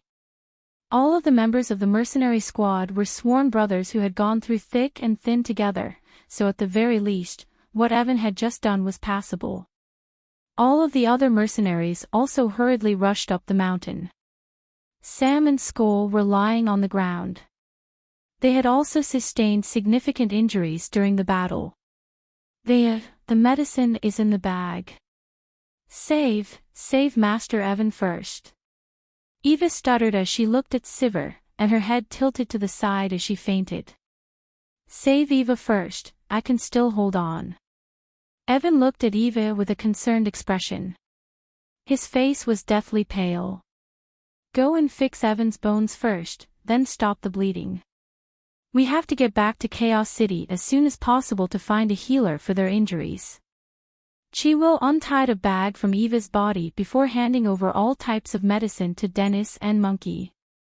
He then turned around to block everyone's view before removing Eva's clothes and beginning to treat her injuries. Father, what should we do now? Amy asked as she looked at Meg. We can provide some help to Uncle Sam and Uncle Skoll. For example, we can give them some ice to use as ice packs to alleviate their pain. Meg carried Amy down the mountain. He had a good impression of Sam and Skoll, so he was quite concerned to see them injured. Sam and Skoll had been rammed by the ironhide bull, but thankfully, they had taken precautions and avoided being struck in any vital areas, so their injuries were still manageable. Skoll seemed to have broken one of his ribs, while Sam's injuries were slightly better. There was only a gash on his stomach, but he wasn't bleeding very much. With Amy's help, his pain was greatly alleviated. Chiwill and the others bandaged the wounded. Evan and Eva's injuries were quite severe, but they weren't life-threatening for the time being, so everyone heaved a collective sigh of relief. Meg looked at the sweaty Chiwill and said, "We only need one of these ironhide bulls. If you need the other one, I can give it to you. After all, if you didn't chase them all the way here, we might not have been able to find them." Chiwill looked into Meg's eyes, and was silent for a moment before saying, "Thank you." "You're welcome, but I'll have to trouble you again," Meg said with a smile. "It's my pleasure." Chiwill nodded, and began to treat the wounded and frozen ironhide bull before preparing to return to Chaos City. Dusk was approaching, but there were still many customers gathered outside Amy's. Some of them were unaware that Amy's was closed, while others were aware that the restaurant was closed, so they wanted to try their luck and see if the restaurant would reopen at night. However, all of them were drawn to a certain person at the entrance of the restaurant, and gathered around him as if they were spectating a show. Ricky raised his chubby hand high into the air, and yelled with an excited expression, "I'm going to repeat myself one last time. Owner of Amy's, if you're in the restaurant and you're a man, then respond. As long as you admit that your cooking skills are inferior to mine and apologize to me in front of everyone, then I'll let you go. Otherwise, accept my challenge and have a cooking duel between men." All of the customers discussed spiritedly among themselves, speculating whether Meg would appear and accept Ricky's challenge. There were also people who were curious about the conditions of Ricky's challenge. A coward doesn't deserve to be a chef in the Aiden Square. A vibrant smile appeared on Ricky's face, and his mood swelled even further. He refused to believe that Meg had really gone out to gather ingredients. He had to have gone into hiding because he was afraid of losing to him. Otherwise, why would he leave his business and go out for an entire day? Ricky looked at all of the customers gathered in front of the restaurant. Mamie Restaurant really was a golden chicken. He rolled his eyes, and waved his arm as he said, "If you think the stakes are still too low, then I've decided to raise the stakes again. The loser of this roast meat duel will have to pay 3 prices. 1. Kowtow to the loser and call them father 3 times. 2. Give all of the recipes in their restaurant to the loser. And 3. Give up the ownership of the entire restaurant." Chapter 556. Mr. Mac is back. Someone called out, and all of the customers' eyes lit up. The crowd parted to create a path for Mag, who was pushing his bicycle in, as if they were welcoming their king. Meg looked at Ricky with a calm expression. He still had some recollection of this fatso who had been sent flying by his door last time, but he didn't think that this guy would come looking for trouble again. Furthermore, he was here to challenge him to a cooking duel. He had only just learned how to make beef kebabs, and this guy was here to challenge him to a cooking duel. Mag had initially wanted to turn down a task like this, but to his surprise, the system issued him a new mission: accept the roast meat challenge from the owner of Ricky's rotisserie, and defeat him in the process. After completing the mission, you will receive 0.5 strength point for 1/2. Note: host must accumulate 0.5 strength points to use this mission. Even though the 0.25 strength point was a little strange, Meg was naturally more than happy to accept it. Furthermore, this guy was making such a big fuss in front of his restaurant, so he had to teach him a lesson. If he didn't teach him a lesson, everyone would come to his restaurant and stomp on him in the future. Furthermore, he was also quite tempted by Ricky's third condition. It was a restaurant that had once ranked in the top 30 on the Aiden Square, and that would most likely include all of the items in the restaurant. This was a huge bet, and regardless of whether he could use it to expand his restaurant, rent it out, or even sell it, it would be an extremely profitable investment. Looks like Mr. Mac really did go out to gather ingredients. I knew Mr. Mac wouldn't back down. He accepted the challenge as soon as he came back. Mr. Mac really is Mr. Mac. Could it be that he's going to cook roast meat for his new dish? The roast meat from Ricky's rotisserie is quite good. It's only slightly inferior to Dukas restaurants in the Aiden Square. I wonder if Mr. Mac really has a trump card up his sleeve. I don't want to be unable to eat at Mamie's in the future. I feel like there's going to be a good show today. I didn't come here in vain. All of the customers looked at the dirt on Meg's feet, and they began to discuss spiritedly among themselves. Some of them were very confident, while others were a little worried. However, most of them were looking forward to an exciting duel. After all, cooking duels were rare in the Aiden Square, and it was even rarer to encounter one. Ricky's eyelids twitched at the sight of Meg making his way through the crowd. He didn't think that Meg would agree so decisively. Furthermore, from the looks of it, Meg really did look like he had been out all day. Ricky's face also flushed with embarrassment upon hearing what Meg had just said. The challenge hadn't even begun, yet this guy was already trying to take advantage of him. Ricky was very displeased with Meg's confident attitude. However, before Ricky had a chance to say anything, Amy, who was holding Ugly Duckling in her arms, turned to him with a warning expression and said, "Uncle Roast Meat, you're not allowed to fight with me for father. Father is mine alone, so don't even think about it." PFFF. Ha ha ha, Amy is so adorable.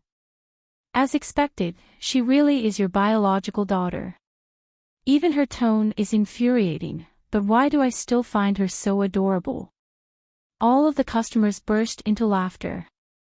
Even the employee standing beside Ricky was on the verge of bursting into laughter. He looked up into the sky and pinched his own thigh with his right hand. You. Ricky's entire body was trembling with rage, and he couldn't even muster up a second word.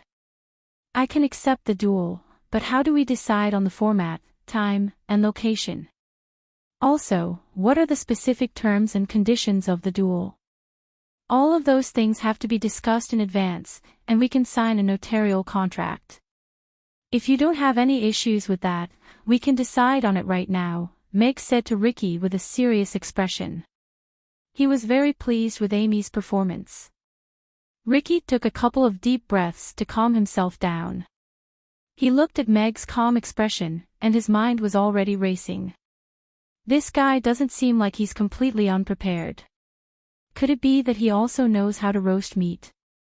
That's impossible. I've already done a detailed investigation, and the dishes in his restaurant have nothing to do with roast meat. There's not even a grill in his kitchen. Even if he really is a genius, roasting meat requires perfect control over the heat, and that's not something that can be mastered in a day or two. Hence, this guy's calm expression is most likely an act in order to save face in front of the customers. If that's the case, then my chances of winning are extremely high. This restaurant's value is about the same as Ricky's rotisseries, and it can continue to appear on the Aiden Square food competition rankings, so it has an advantage over Ricky's rotisserie. The terms and conditions of the duel are completely equal, or even slightly higher. As for the terms and conditions, they're the three that I just mentioned. Ownership of the restaurant includes ownership of the restaurant, all of the items in the restaurant, and all of the employees of the restaurant. As for the judging method, I think the fairest way to judge is to choose 5 people from the guests present as judges. They will vote on our barbecue, and the one with the most votes will be the winner. You can decide on the time and location, Ricky said with a confident smile as he looked at Meg. Alright, let's set the time to be in front of Amy's in an hour. We'll have an outdoor roast, but I'm going to take a shower and change my clothes first. You can also get someone to bring all of the items over, and we'll begin as soon as the time is up. Meg nodded. He wasn't interested in the recipes of Ricky's rotisserie, and he didn't want to have an idiotic son, but seeing how Ricky's face was so close to his, he couldn't bear to push his face away. An outdoor roast? A hesitant look appeared on Ricky's face. Ricky's rotisserie had been passed down from his ancestors for 3 generations, and the roast method had always been kept a secret. Now that Meg was requesting an outdoor roast, wouldn't everyone be able to see the entire roast process? A commotion broke out among the customers when they heard this. In the past, chef duels were usually held in restaurants, and the onlookers could only see the dishes that were brought to the table at the end. No one thought that Meg would want to break the norm and request an outdoor roast. This would undoubtedly be very interesting to the onlookers, and they were also very curious as to how Meg was able to cook such delicious food. Furthermore, the duel would begin in an hour, so there wasn't much waiting time, so it was worth the wait. Chapter 557. News that the owner of Amy's would be facing off against the owner of Ricky's rotisserie in an hour quickly spread throughout the entire Eden Square. On one side was a new restaurant that had recently risen to the top of the rankings board, while on the other side was an established rotisserie in the Eden Square. A match like this was extremely intriguing. Of course, the most important thing was that this was going to be an outdoor duel, which meant that all of the onlookers would be able to witness the entire cooking process. This was something that had never happened in the Eden Square before, and this piqued the curiosity of many onlookers. All of them had nothing better to do, so they flocked to the entrance of Amy's, and soon, a massive crowd had formed. Some of them were regular customers of Amy's, some of them had heard about Ricky's rotisserie, but most of them were just here to watch the show. Melon seeds, peanuts, and ice water are on sale in the front row. There's also a limited number of stools for sale.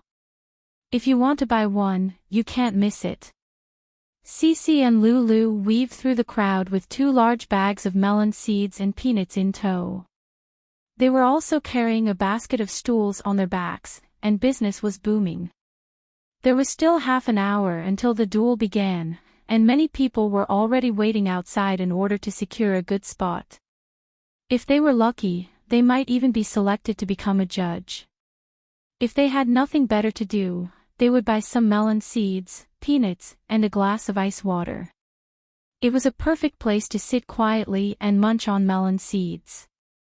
Not long after that, the employees of Ricky's rotisserie arrived with 2 horse-drawn carriages.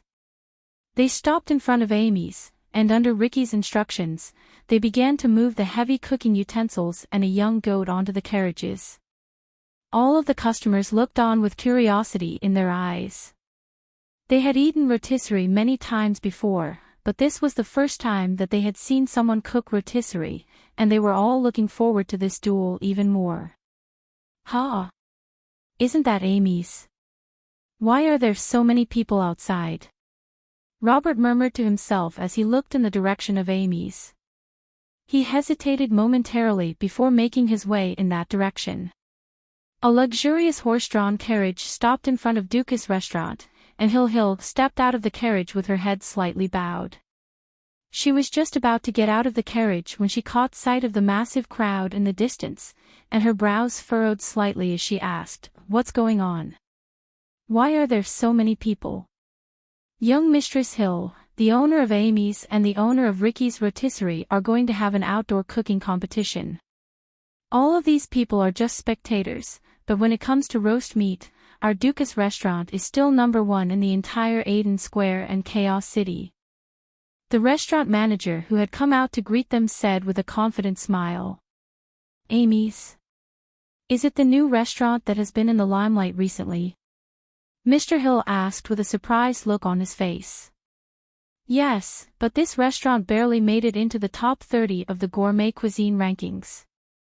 Our Duca's restaurant is still number 1. The manager nodded with a smile, but there was a hint of nervousness in his eyes. The Hill and the Buffett family were the biggest financiers of Duca's restaurant.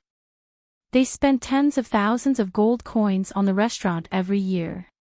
If they were transferred to other restaurants, it would be a huge loss. A restaurant that has only been open for a little over a month has all 5 of its dishes in the top 100, and one of its dishes has even made it into the top 30. Just that alone makes this restaurant very interesting. Mr. Hill looked at the massive crowd before getting back into the carriage and said, "Let's go and have a look. I'm curious to see how the owner of this restaurant has managed to accumulate so many loyal customers in just over a month. Even I can't compare to him in this regard. Take care, your private room is still reserved for you."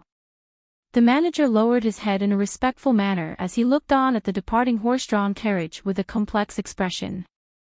Who would have thought that the Duca's restaurant, which had dominated the Eden Square for so many years, would feel threatened by a small restaurant that had only recently opened? "Why do you look so down, Alva? Has your Duca's restaurant released any new dishes recently? I haven't been here in a while." Right at this moment, a sharp voice sounded from the side. Alva's brows immediately furrowed as a hint of disgust flashed through his face. However, in the instant that he turned around, a warm smile appeared on his face as he looked at the middle-aged man before him and said, "Greetings, Master Febid. Our restaurant hasn't released any new dishes recently. I'm afraid we'll have to disappoint you." The middle-aged man was tall and thin, and he was wearing a long gray trench coat with a black hat on his head. He held a brown cane in his hand, and there was a pipe tucked into the pocket of his trench coat. He had a hooked nose, and a small mustache that was slightly curled around his lips. He stared into Alva's eyes with a pair of dark brown eyes, and a mocking smile appeared on his face as he said, "A restaurant that has lost its ability to innovate will be eliminated sooner or later. If you can't even release a single new dish in a month, then the head chef might as well go home and raise pigs. Using the same old dishes to take the top spot on the Aiden Square food competition rankings is an insult to the food competition rankings and its customers." Yes. You're right. Our head chef is doing his best to develop new dishes, and I'm sure they'll appear on the menu soon. Alva nodded as cold sweat began to appear on his forehead. In Chaos City, or rather on the Norland continent, a new profession had emerged in the past few decades: food critics. They made a living by writing articles and reviewing food from all over the world, and they were very popular among foodies. Febid was one of them, and he was quite renowned in the entire Norland continent's food criticism circle. Febid's reputation didn't stem from how many unknown delicacies he had unearthed or how delicious they were. Instead, it stemmed from his sharp and venomous tongue. Almost every restaurant's food had been reviewed by him, and even the Dukas restaurant's most renowned roast pig had been labeled as excessively oily, slaughtering little pigs, and too cruel, by him. All of the restaurants that had been reviewed by Febid would more or less be negatively affected, so Febid was also known as the food critic who was the least liked by restaurant owners. If it weren't for the fact that he was in Chaos City, he would have most likely been knocked unconscious, stuffed into a gunny sack, and thrown into a lake to feed the fishes. Chapter 558. Compared to the commotion outside the restaurant, aside from Yabamiya, who was pacing back and forth in front of the counter with an anxious expression on her face, Amy's was completely silent. Ugly Duckling had already fallen asleep on the counter, and its tail was swaying from time to time.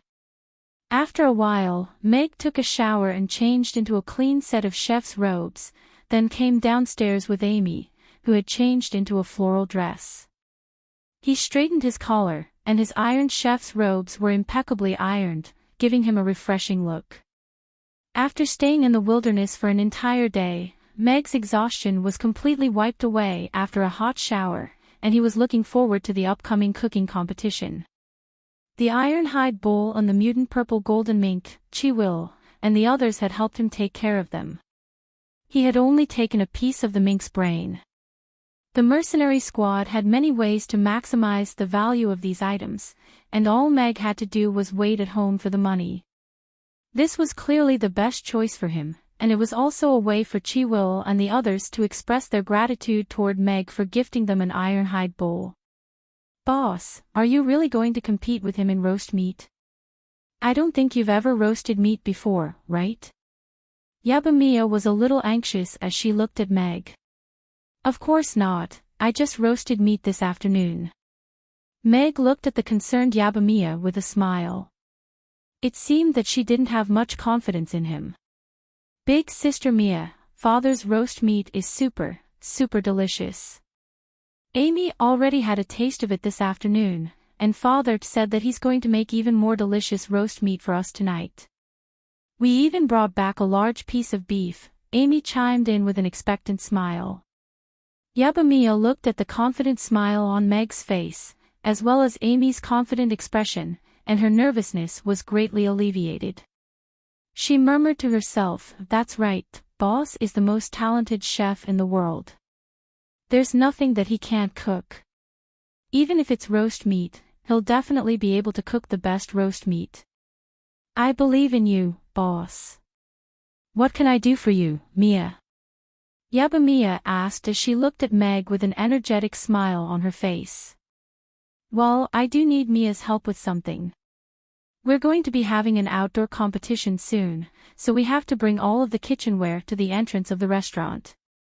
Meg and then strode into the restaurant. Why hasn't the boss of Mamie restaurant come out yet?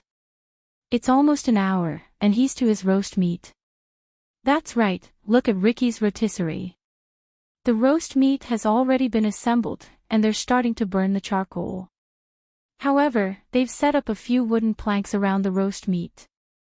Is that to prevent others from stealing their cooking?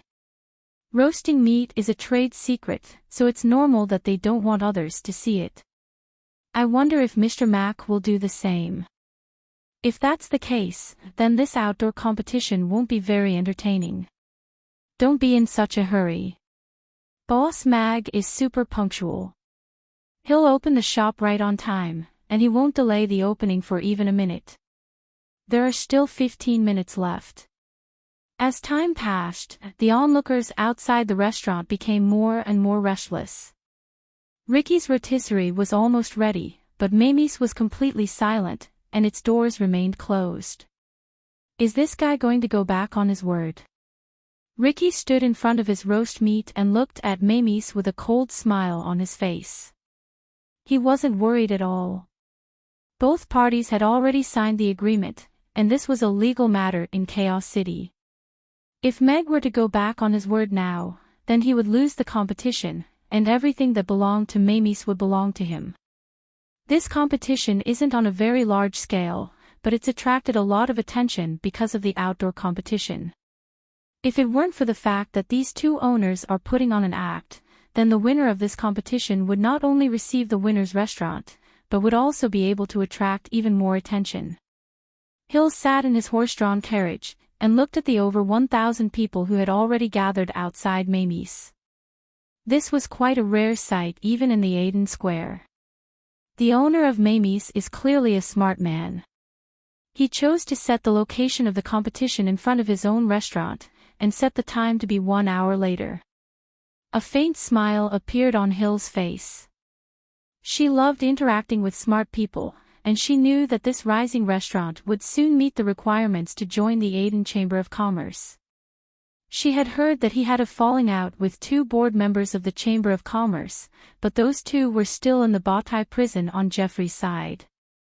If this owner cooperated, she wouldn't mind helping his restaurant join the Aiden Chamber of Commerce. The owner of Dukas Restaurant was on Jeffrey's side, so she needed a restaurant that could challenge Dukas Restaurant status on her side. All of the established restaurants were already used to staying below Dukas Restaurant, so this new restaurant that was dominating the Aiden Square food competition had piqued her interest. After looking at the crowd outside the restaurant, she was even more certain of her decision. Hard work alone wasn't enough in business, one had to be smart as well. It was the same with opening a restaurant. Delicious food was common, but there was only one Dukas restaurant. She had also seen this in Mamie's, so she was quite curious about what kind of person the owner of this restaurant was. Perhaps she would like to have a chat with him if she had the opportunity. At this moment, the door of Mamie's opened with a creak. The noise outside the restaurant suddenly stopped, and everyone turned to look at the entrance. The door slowly opened, and a little half-elf girl with a pair of cute pigtails jumped out. Her bright blue eyes looked at the crowd outside the restaurant, and a surprised expression appeared on her face. She pushed the door to the side, turned around, and shouted into the restaurant, "Father, there are so many people outside. Are they all waiting to eat the free barbecue skewers?" The crowd became even quieter, and everyone had a strange expression on their faces. Most of them had thought that they would be chosen as a judge to eat the free barbecue skewers, but when their thoughts were exposed by a cute little girl, they felt as if their little secret had been seen through. "No, they are here to see if the new dish is worth buying." Meg walked out of the door with a smile, and stepped aside to let Mia, who was holding the metal grill, out. "Just set it up there." Meg pointed at the empty space directly across from Ricky's rotisserie's grill. He didn't think that there would be so many onlookers. He had chosen to hold the match in front of his restaurant for convenience, and had chosen to hold it in an hour as he didn't want to waste too much time on something as trivial as this. After all, he still had to open for business the next day. However, it would be a lie to say that he didn't have any ulterior motives for setting up the competition. He had grown up in a merchant's household, so the mindset of a merchant was deeply ingrained in his heart. Chapter 559. That's right. We'll pick 5 judges first, and they'll decide the outcome of this match. How do you think we should go about this? Ricky's expression was still quite relaxed as he looked at Meg, but a serious look had appeared in his eyes. After all, this was a match that he was betting everything he had, as well as the efforts of 3 generations of his family. Outside Amy's, all of the spectators had fallen silent. They were all standing on their tiptoes and craning their necks to look at Meg with anticipation in their eyes. They were all trying to guess who would be chosen as the judges for this match. Of course, some of them were also wondering if they would be lucky enough to be chosen. Seeing as we're betting everything on this match, the judges have to be more professional. That way, we'll be able to accept the outcome of this match. Meg looked around at all of the spectating customers with a smile, and said, "Everyone, please see if you have any professionals around you that you can recommend. If you think you're a professional, you can also recommend yourself." "That works too." Ricky nodded in agreement with Meg's decision. This was clearly a much more reliable method than just picking 5 random passers-by. It was just that in this case, all of his friends and employees would be useless. However, he was confident that he would be able to defeat Meg in a fair and square manner. "Mr. Mack, President Robert of the Catering Association is here." Harrison raised his hand as he yelled from within the crowd. The crowd parted slightly to make way for Robert. "President Robert, would you be able to be one of the judges for this match?" Meg asked with a smile. "President Robert." Ricky's eyelids twitched. Ricky's rotisserie had been removed from the Aiden Square Food Competition Rankings Board right after this new president had taken office. If he were to become one of the judges, then it would be quite disadvantageous for him. Everyone was also looking at Robert with curiosity in their eyes, wondering if he would agree. The Catering Association was the most authoritative food and beverage organization in Chaos City. If the president of the Catering Association were to be the judge of this match, then there would be no need to worry about the fairness and authority of this match. Who would have thought that the president of the Catering Association would appear in such a small match? This made this match even more anticipated. Robert slowly strode forward with a serious expression and said, "I'm not in favor of having a cooking contest with stakes, but this is a voluntary decision by both of you, so I won't interfere. Today, I will be the judge of this contest as the president of the Catering Association." "Thank you." Meg nodded with a smile. He wasn't afraid of authority, but he was worried about the 5 fake audience members who had been bribed. Robert clearly wasn't one of the people that Ricky could bribe. He did not have the good temper to stand aside and listen to others dissing him. His true nature was to retort back. The long-suppressed venomous tongue of his had begun to show signs of recovery. "Humph." Fabid was so enraged that he was rendered speechless. He harumphed loudly to express his rage, and took a glance at Meg before standing off to the side in silence. However, he had already decided that he was going to give a good review of this sharp-tongued guy's dish. Ricky really wanted to burst into laughter. At the same time, he was overjoyed.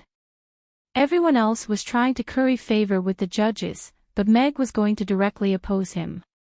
It looked like Fabid's vote was in the bag. After that, 2 more judges were selected. One of them was a professor from Chaos School who was a part-time food critic, and was quite a renowned chef. The other was the owner of Shale's Rotisserie, who was widely acknowledged to be an honest man. His rotisserie was ranked 50th on the Aden Square Food Competition Rankings Board, so he could be considered a professional when it came to rotisserie. There's one final judge left. Is there anyone who would like to recommend me? Meg asked. In the face of such an exceptional talent, most foodies naturally wouldn't raise their hands.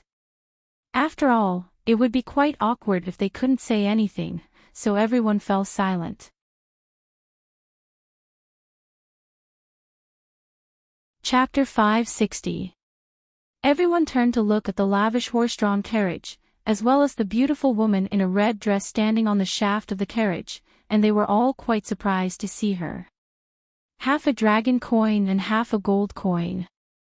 That's the symbol of the Buffett family. Hill Buffett. She's the true leader of the Buffett family. Who would have thought that she would be here, and she wants to become a judge. I didn't wait an hour for nothing. The judges for today's competition are truly invincible. Soon, someone identified the horse-drawn carriage and the beautiful woman in the red dress, and they were all quite surprised, but also a little expectant. Meg was also looking at Hill with a hint of surprise in his eyes. This legendary woman in Chaos City's business circle was even more beautiful than he had imagined. Her fiery red lips and wavy brown hair made her look more mature than her actual age. Standing on the shaft of the carriage, the aura of a strong woman in the workplace was unmistakable. She didn't look like a 17 or 18-year-old girl at all, but the slender legs exposed under the red dress made it impossible to ignore that she was a stunner that men couldn't take their eyes off. All right, then the final judge will be this beautiful young mistress. Meg nodded with a smile. He had a big business deal that he wanted to discuss with this woman who controlled the Buffett family's treasury, so this was clearly a good opportunity to get to know her. You're a very discerning man. An alluring smile appeared on Hill's face as she gracefully stepped down from the horse-drawn carriage, and made her way through the crowd. Thank you for your hard work, Mia, Meg said with a nod as he looked at Mia, who was laying out the smokeless charcoal on the grill. It wasn't hard at all. Let me bring out the tables and chairs for the judges. Mia shook her head before making her way over to the tables and chairs. There are so many men standing here, they'll do a good job. Meg shook his head with a smile before turning to Ricky's employees. Bring those 3 tables over here, and put them together in a row, then bring 5 chairs over here. Ricky waved his hand, and the employees quickly walked over. A judging panel made up of 3 tables appeared in front of the grill. Robert sat in the middle, with the Hill and Febid on either side of him. The 5 judges took their seats, and everyone looked at Meg and Ricky expectantly, waiting for the duel to officially begin. Compared to Ricky's complicated grill, the long grill in front of Meg was very simple. There were a few small steel bars on the grill, and it was a little confusing as to how Meg was going to use it. Do you still need to continue preparing? Ricky asked as he looked at Meg. Aside from the grill in front of Meg, there was also a table filled with all kinds of condiments. There was also a black square box at the center of the table, and no one knew what was inside. From the looks of it, he had no intention of blocking anyone's view at all. The time is exactly 1 hour. Let's start the duel. Meg raised his hand and looked at his watch. The pointer pointed to 6:00. All right, let's begin then. A serious look appeared on Ricky's face. He turned around and waved his hand. 2 muscular employees carried out the black mountain goat that they had brought over, and began to slaughter it. That's a first-tier magical beast, black hopping goat, someone in the crowd exclaimed. Black hopping goats aren't easy to catch. Even if they're farmed, they're quite expensive. Its taste and texture are even more delicious than normal mountain goats. I didn't think that Mr. Ricky would use it for today's grill. I wonder what kind of ingredient Mr. Meg will use, someone exclaimed in surprise. Everyone turned to look at Meg. Robert and the others nodded at the black mountain goat. Black hopping goats weren't considered high-grade ingredients, but there weren't many species of mountain goats in the first place, and the easiest to obtain was the hopping goat. It was clearly a very good choice for Ricky to use a black mountain goat for his grill. Ricky also turned to Meg with a smug look on his face. He had come prepared, and this black hopping goat had been prepared in advance. In contrast, Meg was in such a hurry that he probably didn't even have a decent piece of meat to offer. Meg glanced at the black goat that was still struggling under the pressure of the two burly men, and opened the black box in front of him unhurriedly. Cold air rose slowly, and a piece of beef brain appeared in the middle of the box. Meg had pulled this piece of beef brow out of the fridge. The system had just granted him the right to use ingredients, and the beef provided by the system was of a higher quality than the beef from the ironhide bull that he had slaughtered himself. Furthermore, it was clearly a lot fresher, so he didn't hesitate to use it. He placed the beef onto the chopping board. The fresh beef was riddled with snowflake-like patterns, and the texture of the meat was extremely delicate. This is... Febid's eyes widened with incredulity at the sight of the beef on the chopping board. This is beef from a fourth-tier magical beast, ironhide bull. And it's so freshly preserved, as if it had just been slaughtered. Who would have thought that this shop owner would be able to get his hands on ironhide bull beef? Even mercenary groups don't dare to mess with ironhide bull beef. Unless there's a high bounty on it, it's very rare to be able to purchase it. The white-bearded professor was also quite surprised. How is this possible? Ricky's expression changed slightly upon hearing this, and he was suddenly struck by a sense of panic. He had thought that Meg wouldn't be prepared in such a hurry, but he had just pulled out a fourth-tier magical beast ingredient. It looks like there really is someone who came prepared. This shop owner really is quite interesting. A hint of curiosity appeared on Hill's face as he appraised Meg through narrowed eyes. A stir also ran through the crowd upon hearing this. Fourth-tier magical beasts weren't something that everyone could afford, let alone such a rare ironhide bull. In comparison, Ricky's black hopping mountain goat didn't even seem to be worth mentioning. Ingredients are only the icing on the cake. The most important factor in determining the flavor of the roast meat is the chef's skill. There's not even a drop of oil on the grill, and he hasn't even lit a fire yet. He probably doesn't even know how to roast the meat, so how is he going to beat me?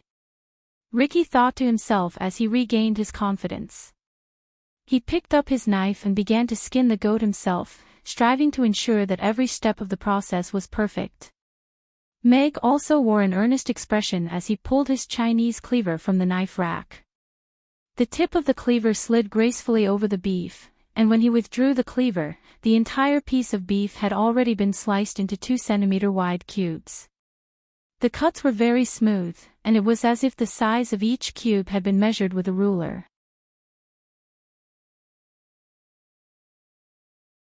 Chapter 561.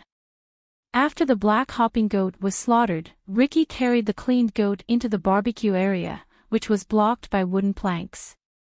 The employees of Ricky's rotisserie all retreated to the side. This was a showdown between the two of them. Dense waves of heat rose up from behind the wooden planks, and it was clear that Ricky had already begun his barbecue. Everyone's eyes also turned to Meg. He didn't block the barbecue grill, but he sprinkled some unknown condiments on the sliced beef before rubbing it together. At this moment, he was seriously mixing some condiments into a bunch of bottles. What's the owner of Mamie's doing? Why hasn't he started his barbecue yet? Yeah, it looks like he's mixing something, but does barbecue require a lot of condiments? Wasting so much time on this doesn't seem like a wise choice, does it? You guys don't understand. Mr. Mac is a genius, and he was born to revolutionize everything. Everything that doesn't make sense is reasonable when applied to him. Otherwise, how could he make so much delicious food? Look at his serious and meticulous expression, this step must be very important. As time passed, the aroma of barbecue began to waft from Ricky's area, but Meg was still mixing the condiments. Everyone couldn't help but scratch their heads in confusion.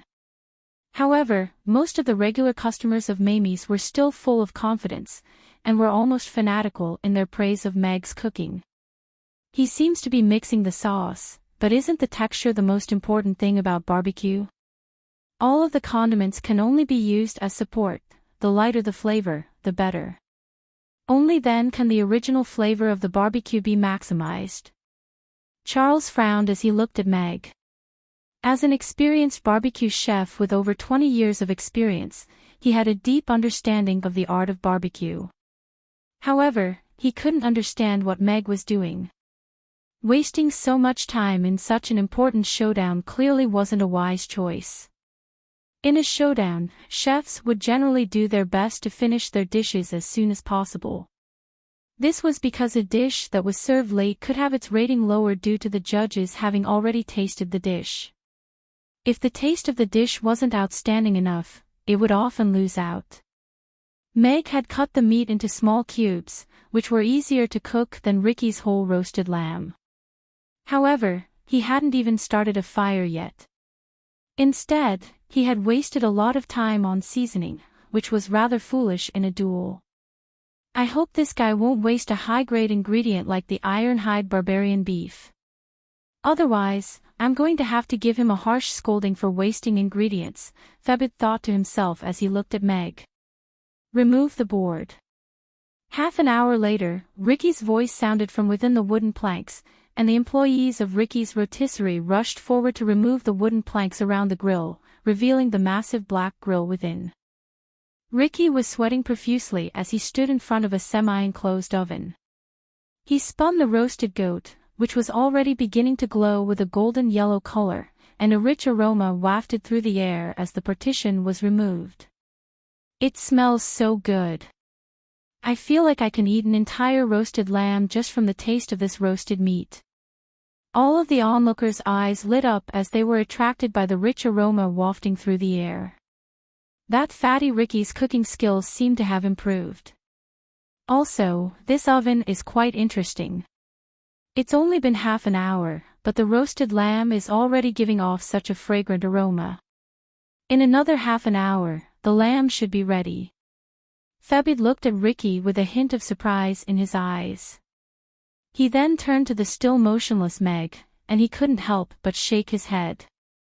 Had that guy already given up? A smug smile appeared on Ricky's face upon hearing the chatter of the onlookers. He wiped the sweat from his forehead with a towel before turning to Meg to check on his progress. He faltered slightly upon seeing that Meg had only just put down his spoon, and the grill hadn't even been lit yet. A mocking smile then appeared on Ricky's face. It appeared that this guy's calmness was nothing more than a bluff, perhaps he didn't even know how to cook roasted meat. There was no suspense in this match anymore. A faint smile also appeared on Meg's face as he put down his third bowl of sauce. Even though this was a challenge match, he still had a plan in mind. He wanted to take advantage of this opportunity to launch a new product launch to showcase his 3 flavors of roasted beef kebabs. Meg raised an eyebrow at the sight of the smug smile on Ricky's face and the cumbersome grill. He had spent a lot of time concocting the sauce, so it looked like he had to hurry up. Meg pulled out a bamboo skewer that was around 30 centimeters in length from the basket beside him, and began to skewer the marinated beef onto the skewer.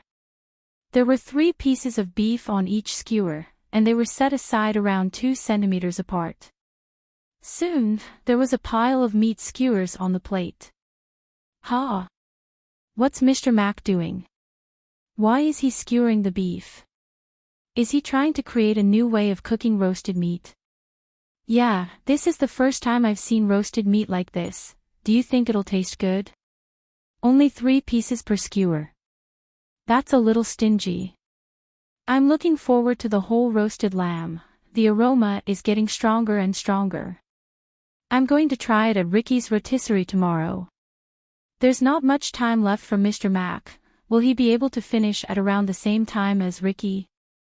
If he takes too long, it'll be very disadvantageous for him.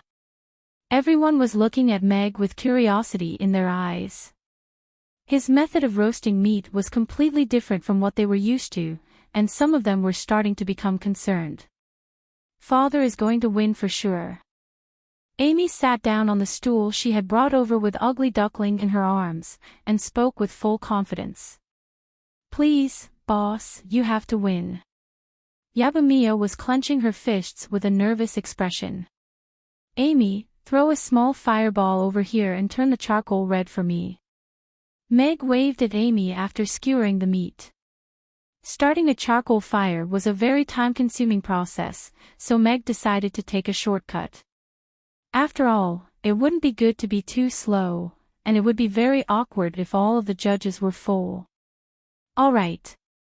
Amy nodded before tossing a small fireball into the grill, and the black charcoal instantly turned a fiery red. Come back.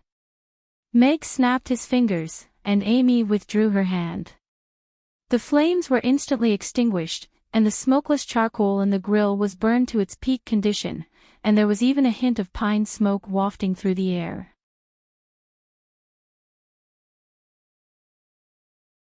Chapter 562. Faint golden sunlight shone down upon the oily roast goat, giving it a golden sheen. The rich aroma of roast meat wafted through the air in all directions, and all of the spectators' eyes lit up in unison. They stood on their tiptoes, craned their necks, and stared at the roast goat with wide eyes as they swallowed involuntarily. It smells so good. This is the first time I've heard of such a delicious roast goat in the Aden Square. This aroma is comparable to that of Cardis roast pig. I feel like I've missed out on such delicious and cheap food in the past. Looks like I won't be able to eat it today, but I'm definitely going to try it at Ricky's rotisserie tomorrow. The problem is that Boss Ricky has already finished roasting the goat, while Boss Meg has only just started roasting the meat. How are they going to compete? I feel like the judges will be full from roast lamb. A commotion immediately erupted among the spectators. Some of them had already decided that they were going to try it the next day, while others were expressing concern for Meg, who had only just placed the kebabs on the grill. Could it really be Mr. Mac's first time roasting meat? He doesn't look very practiced, and he took so long to prepare the ingredients. Harrison was looking at Meg with a concerned expression, and his confidence was beginning to waver. All of the regular customers of Mamie's also gradually fell silent. Both parties had invested their entire restaurant and all of their recipes into this contest. If Meg were to lose, then Mamie's would cease to exist in Chaos City. They didn't believe that Ricky would be able to cook the same amazing dishes as Mamie's. Faster. Faster. Yabamiya clasped her hands tightly together in front of her chest as she looked on with an urgent expression at Meg, who was still flipping the kebabs in an unhurried manner. She hadn't seen the grill in the kitchen before, and it was very likely that this was a new grill that Meg had just invented for his new dish. However, he was using it to compete with the experienced Ricky, so even though she had full confidence in Meg, she still couldn't help but feel nervous. Roast meat. Roast meat. Amy wasn't nervous in the slightest. She was staring intently at the kebabs on the grill with Ugly Duckling, and both of them swallowed their saliva in unison. Is he overconfident or overly conceited? I really can't see through him. Sheer looked at Mag, who was still completely focused on flipping the skewers of meat. He didn't seem to have been affected by Ricky at all, and he didn't even take a single glance in Ricky's direction. The roasted lamb that Fatty Ricky made today seems a little different from before. Could it be that he made some improvements? Febby's Mamie's roast meat, and Ricky's Mamie's roast meat, and Amy's Ants Mamie. I didn't think that so many people would attend today's competition. This improved roast lamb is going to give Ricky's rotisserie a new lease on life. Even without the Aden Square food competition, business will still flourish. Ricky looked at Mag, and his smile became even more vibrant and confident as he listened to the praises being heaped upon him. He took a sharp knife from the knife rack at the side. The tip of the knife pierced through the golden and crispy sheepskin, cutting off 5 lamb ribs and placing them on a plate. Then, he cut off 5 pieces of mutton from the hind leg and placed them on the plate. He signaled the waiter at the side to bring them over. The 5 plates of roast meat were placed in front of the 5 judges, and everyone's attention was drawn to them. The entire restaurant gradually fell silent. All of the people who had gathered here for such a long time were foodies. Even if they couldn't taste the roast meat, watching these professionals eat and listening to their comments would serve as an important reference for deciding whether or not the roast meat was worth tasting. These roast lamb ribs are golden in color, and they're extremely fragrant. There's nothing to criticize about their cooking skills, and they're definitely of the highest quality among all roast lambs. Charles nodded at the sight of the roast lamb ribs on his plate. Even though his restaurant mainly served roast beef, he was also a chef who made a living by roasting meat, so he was well aware of the culinary skills required to cook a roast lamb of this caliber. Without several decades of experience, there was no way one could cook a roast lamb of this caliber. A faint smile appeared on Ricky's face. The acknowledgement from a fellow chef was very valuable. The professor cut off a piece of lamb rib and took a bite, upon which his eyes immediately lit up. After chewing carefully, he exclaimed, The crispy skin of this roast lamb rib is overflowing with a fragrant aroma, and it immediately melts in my mouth. The unique flavor of roast lamb is completely irresistible. What's even more incredible is the sauce. It's slightly different from the one I've had at Ricky's rotisserie. It's fragrant, but not greasy. Not only does it not destroy the roast lamb's natural flavor, but it also enhances the texture and flavor of the roast lamb. After swallowing, the roast lamb still lingers in my mouth. The sound of saliva being swallowed immediately rang out in the crowd. As expected of a food critic who was renowned for his salivating reviews, the professor's comments were truly worthy of his reputation. Ricky's smile became even more vibrant. It seemed like he had already secured 2 votes. Ricky's rotisserie has been around for 3 generations, and each generation has hung their own name on the signboard as if they're afraid that others won't know which fatty owns the restaurant. However, what I didn't expect was that the roast lamb that hadn't changed in several decades would be improved by Ricky today. Even though it's only a slight change in the sauce, such an insignificant change in the Barclay family's rotisserie, which is known for its cowardice, almost made my teeth fall out of my mouth in shock. The roast lamb rib tastes pretty good. Febide nodded as he tasted a piece of lamb rib. Ricky's face darkened. If he hadn't heard Febide's last sentence, he would have most likely flipped out on the spot. As expected, this guy was so annoying even when he said something nice. However, it looked like Febide's vote was already in the bag. Even Febide, who's known for his strictness, praised this lamb rib. It looks like this lamb rib really is quite good. Yeah, I'm drooling just from looking at it. 3 of the judges have already expressed their approval. If the remaining 2 judges also think it's delicious, I feel like the owner of Amy's is going to be done for. The spectators gradually became restless. The scales of victory seemed to have tipped in Ricky's favor, and all of them turned to look at Hill in unison. Hill sliced off a piece of leg meat with a small knife, then gracefully speared it with a fork as he prepared to put it into his mouth. SSSS. Right at this moment, a subtle sound rang out, and it was as if a delicious bomb had been detonated. A strong aroma spread in all directions from the rotisserie in front of Meg, and it was as if there was some sort of magical power that instantly entered everyone's nostrils. It smells so good. Is this the aroma of roast meat? It's incredible. The crowd immediately became restless. This aroma was even more enticing than Ricky's roast lamb, and just the aroma alone was enough to make everyone salivate. Everyone's eyes quickly fell on Meg, who was gracefully brushing the sauce on the meat with a brush, as well as the roast beef kebabs sizzling on the rotisserie.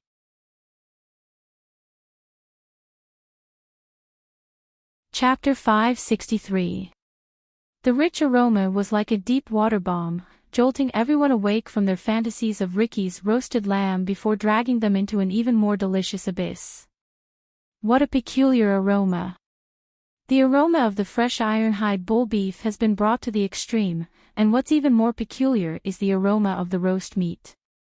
It's like a mixture of all types of spices, but it's so harmonious, elevating the aroma of the roast meat to a whole new level. I've never seen roast beef with such a rich aroma. Could it be that he spent so much time mixing the sauces? Febby's eyes widened with incredulity as he stared at the roast beef kebab in Meg's hand. Beef was his favorite food, especially an ingredient like ironhide bull beef that was extremely rare. It wasn't even on the Dukas restaurant's menu, and only VIPs could make reservations in advance. As a result, he was basically blacklisted, so he naturally couldn't eat it. However, the roast beef kebab in Meg's hand had completely piqued his interest. In fact, he had even forgotten about his own persona, and had blurted out his insults without even bothering to mock Meg. It's also roast meat, so why is its aroma so prominent? Even though ironhide bull beef is a high-grade ingredient, its aroma is mainly reflected in its texture. As such, the sauces that he's applying should be the most important thing. The sauces that he spent the most time mixing during the entire cooking process are the finishing touches, and they've completely upended my impression of roast meat. The professor was also full of genuine praise. He had been a little skeptical as to why Meg had spent so much time mixing sauces, but it appeared that the time was well worth it. As expected, Mr. Mac was born to revolutionize everything. It's truly a blessing that a chef like him has appeared in the Aden Square. I'm sure it won't be long before the food in the Aden Square reaches a new level. Robert, who had remained silent this entire time, nodded as he looked at Meg with a faint smile on his face. If I were in his shoes, I would have already lost to this aroma. Charles took a deep breath of the rich roast meat aroma wafting through the air, and he couldn't help but heave a faint sigh. No one was more aware of the disparity between them than he was. Miss Hill, you've given up on tasting the roast lamb chop. You're so straightforward. Febby didn't even say a single word of mockery. He was praising the dish the entire time. Could it be that his first non-poisonous food review is about to be published? Hill gave up on tasting Ricky's roast mutton for the time being. The judge's comments and the delicious aroma wafting through the air had completely ignited the atmosphere. Everyone looked up at the roast beef kebab in Meg's hands. This man was using a completely subversive roast meat method to make them smell the most fragrant roast meat. Boss, you're amazing. Yabamiya stared at Meg with a look of reverence on her face. She had been a little worried before, but after smelling that rich aroma, all of her worries had completely transformed into reverence. Only Meg was capable of making such delicious kebabs, and he had spent so much time on the sauce, which was a testament to his dedication to perfection. It really is even more fragrant than the one I had at noon. Father really didn't lie to me. Roast meat, roast meat. I really want to eat it. Amy craned her little head to look at the kebab on the roast rack with anticipation in her eyes. Ugly Duckling also craned its neck as if it were preparing to pounce on the kebab. Ricky had thought that victory was already in his grasp, but his expression had darkened. He had been given the cold shoulder by Hill, and the three judges who had supported him had all switched sides and given him extremely high reviews. And that was only because of the aroma wafting through the air. This guy must have put something indescribable into the roast meat. Otherwise, how could the roast meat emit such an aroma? Ricky was starting to get a little frustrated. His confidence had been completely shattered. Even though the aroma didn't represent the flavor, he still felt a massive threat. Judging from the way Meg was brushing the sauce onto the kebab, he didn't appear to be a roast meat novice at all. All of the information that he had gathered was completely wrong. He had bet everything he had on this day, and had most likely fallen into a trap that he had dug for himself. All of the employees of Ricky's rotisserie who had been brimming with confidence were now wearing nervous expressions. If Ricky lost, they would most likely lose their jobs, and that was not good news for them. No way.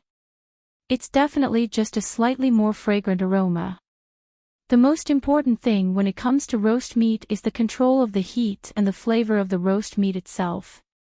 Just because there's a lot of spices doesn't necessarily mean that it's delicious, Ricky said in an attempt to instill some confidence in himself and his employees. Meanwhile, Meg still wore a calm and collected expression as he focused intently on the kebab in his hand. He picked up a second brush and began to brush the sauce onto the second kebab. He was very pleased with the aroma of the sauce. It was clearly more aromatic than the simplified version that he had used in the afternoon, and all three flavors of the sauce had been very successful. Meg brushed the sauce onto all of the kebabs on the roasting rack before flipping them over a few times to allow the sauce to completely seep into the beef cubes. He then placed 2 kebabs onto each of the 5 plates that he had prepared in advance, leaving 3 in his hand. He turned to Yaba Mia with a smile and said, "Mia, bring them to the judges." "All right." Mia nodded. She picked up the plate and walked over to the judges. Meanwhile, Meg passed 2 of the beef kebabs to Amy, and put the last kebab into the small fish bowl that Ugly Duckling ran over to get. He left a few kebabs for his daughter and her cat. "I'm so envious of such a good father. I want to be a cat in his house." Everyone turned to look at Yaba Mia as she made her way over to the judges' table, and many of them turned to look at Amy and Ugly Duckling. The first ones to taste the kebabs weren't the 5 judges. Instead, it was these 2 adorable little ones. Meow! Ugly Duckling let out an elated cry before lowering its head to bite onto a kebab. It shook its little head before biting off half of the kebab before chewing joyfully. Its little eyes had narrowed into slits, and it seemed to be in a very good mood. "Thank you, Father." Amy held a kebab in each hand. The 3 cubes of beef were slightly different in color, and the snowflake-like fatty meat looked like transparent crystals embedded into the beef after being cooked, creating an intricate and beautiful sight. Amy sniffed at the kebab first, and her bright blue eyes lit up. She opened her little mouth and bit onto half of the kebab before chewing joyfully. Her little head swayed left and right with an elated expression on her little face. After swallowing, she stuck out her little pink tongue to lick the sauce from her lips, and a sweet smile appeared on her face. Gulp! The sound of saliva being swallowed rang out in an extremely loud manner. Does she have to be so tempting? I feel like the owner is cheating. I can't take it anymore. I feel like I'm going to melt from her cuteness. I suddenly want a daughter. That smile is so adorable. Here's the kebab. I want to steal the owner's daughter away.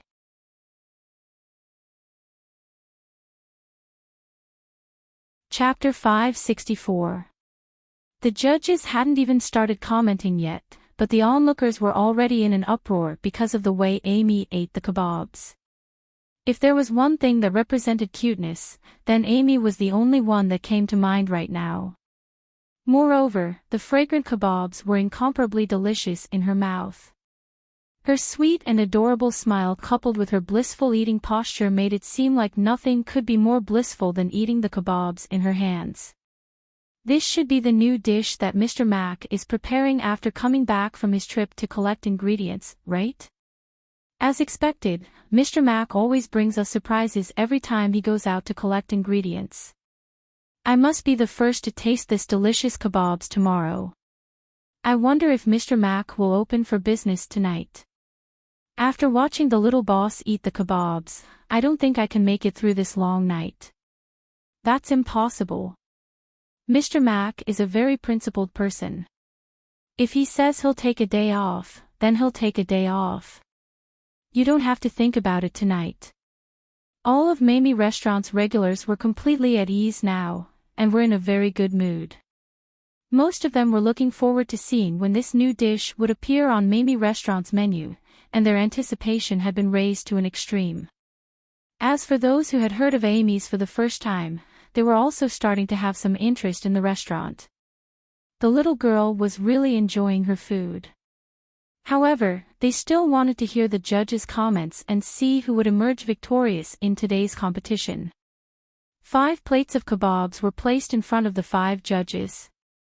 Yabamiya returned to Meg's side, and Meg whispered a few words into her ear. Yabamiya was slightly taken aback, but she quickly nodded and turned to walk into the restaurant. Meanwhile, Meg was appraising the judges with a smile, silently waiting for their comments and choices. He was still feeling a little strange. After all, this was the first time that he had placed his cooking on a table for professionals to evaluate, and 2 of them were from the same industry as him. Ricky's expression was also quite grave. His hands were tightly clenched behind his back, and cold sweat was slowly flowing down his forehead. If he had known that Meg was this good at roast meat, then he definitely wouldn't have challenged him. Even if it was just to garner popularity for Ricky's rotisserie, he would have at least removed the last 2 conditions. If he were to lose the recipe and the restaurant, then he would have lost everything.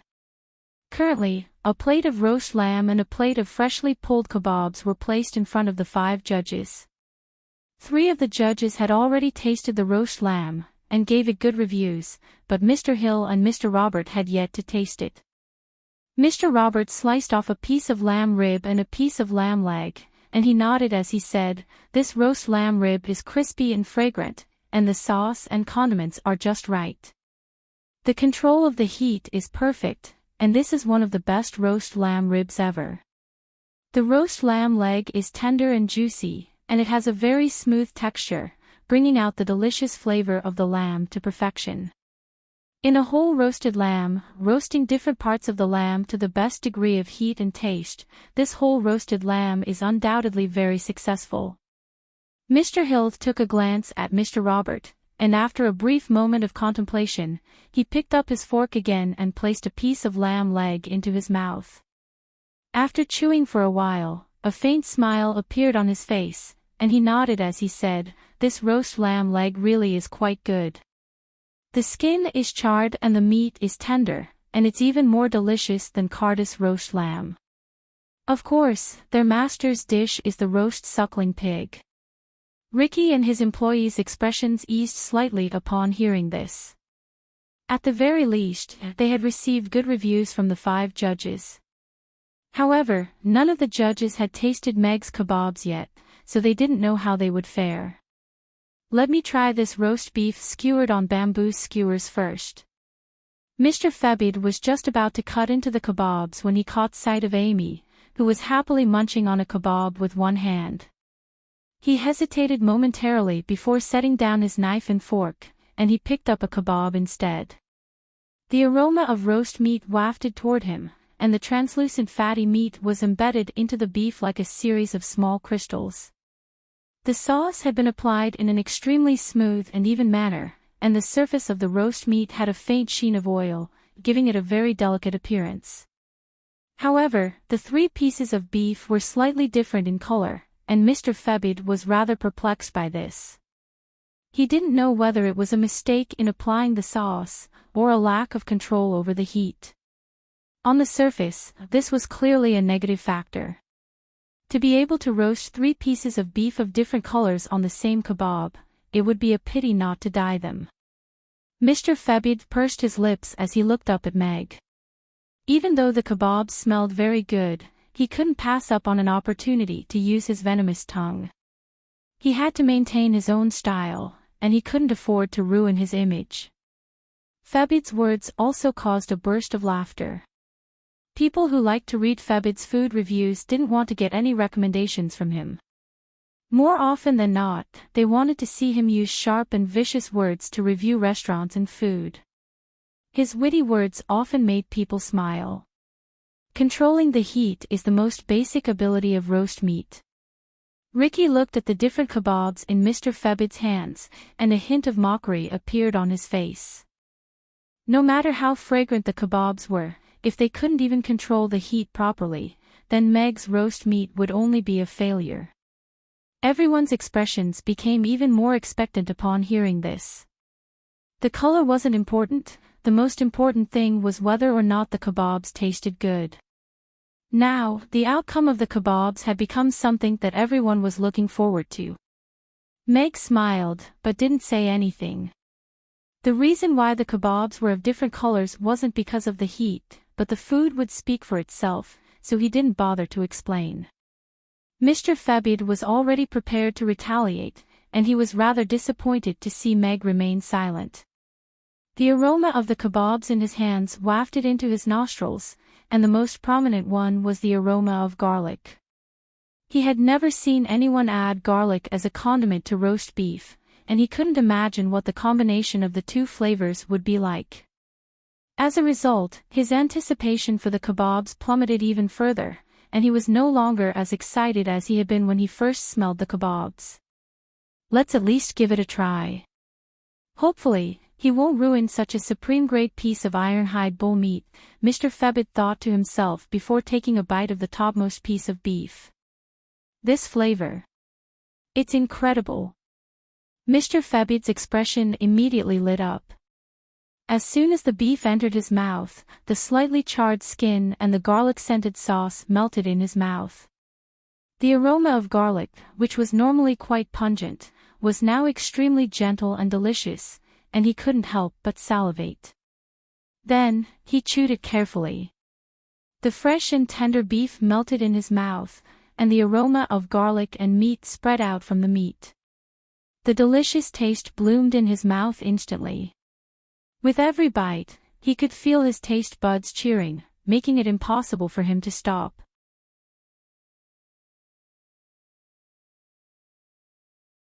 Chapter 565.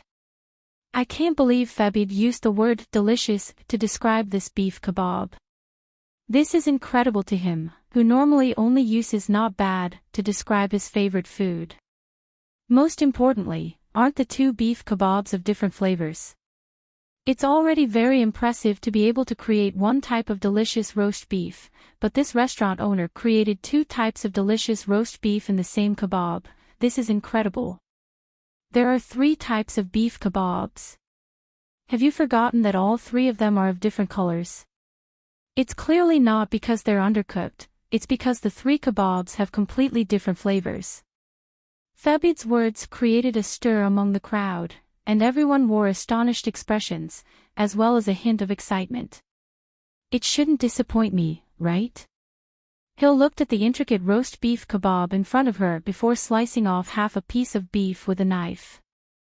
Juices flowed out of the incision, and she could feel the softness of the meat beneath the knife, but it didn't stick to the knife in the slightest.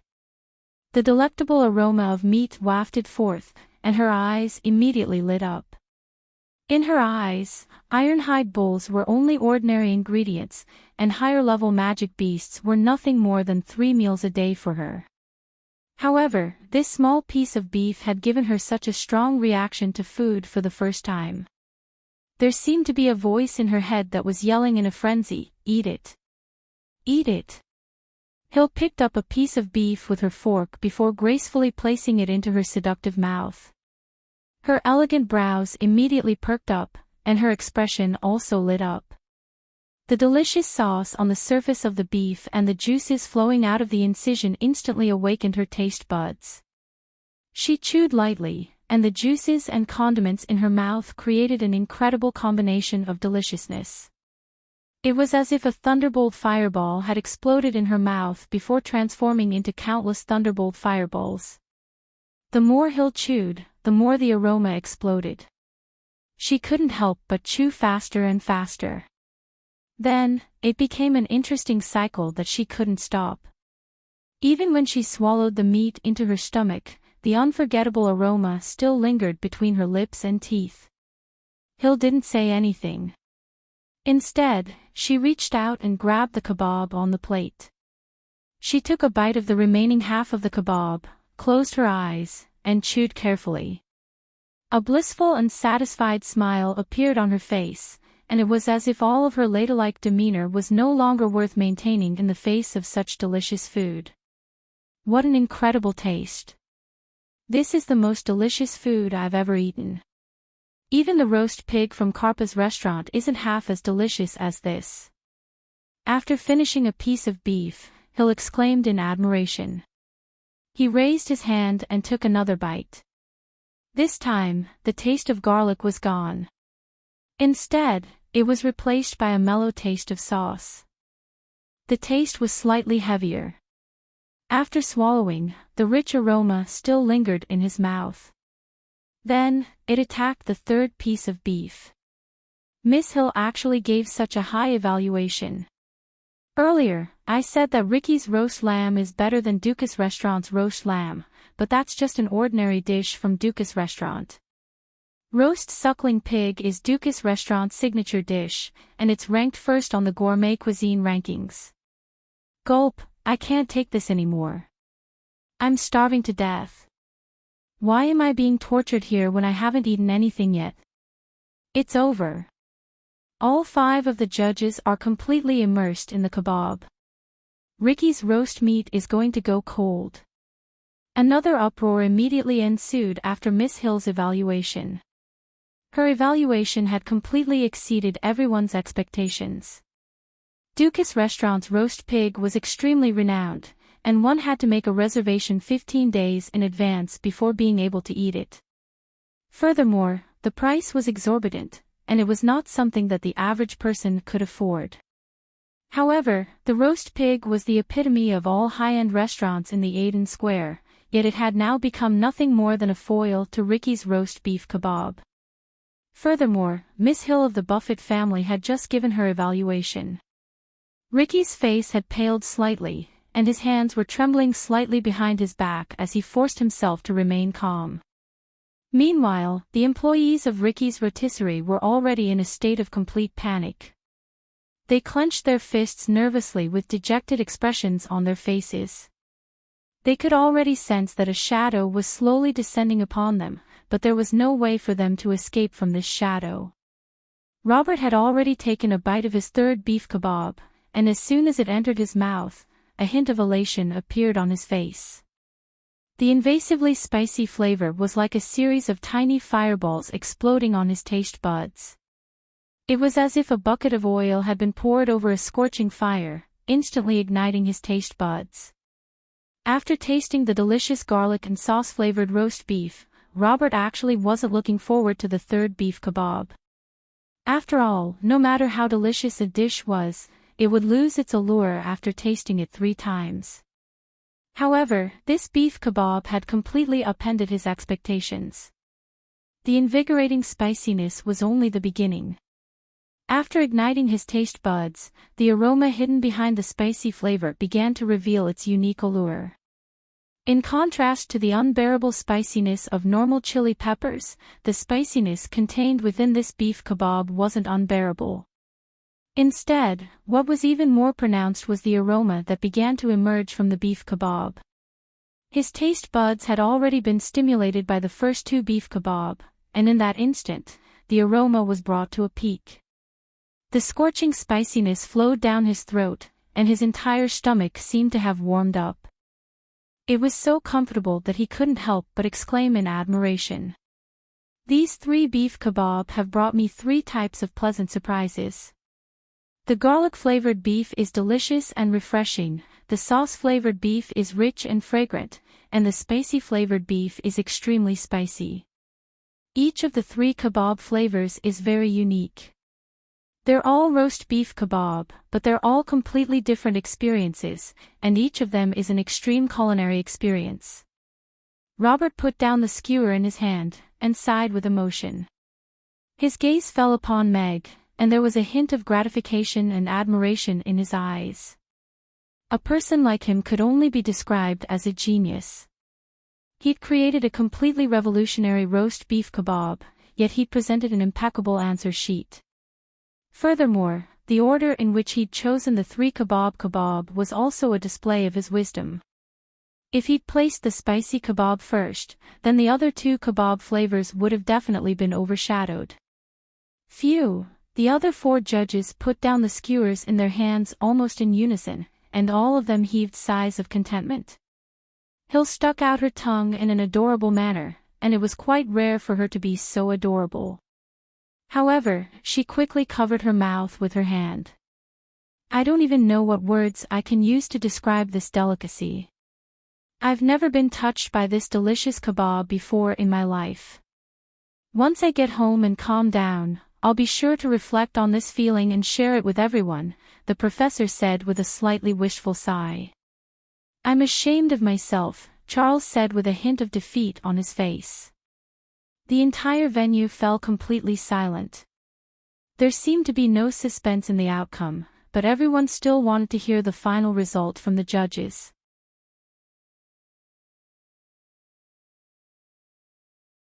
If the Hills' initial invitation was to invite Meg to the manor to cook for her alone, and after being rejected by Meg without hesitation, her second invitation was as if she was inviting him as an equal friend.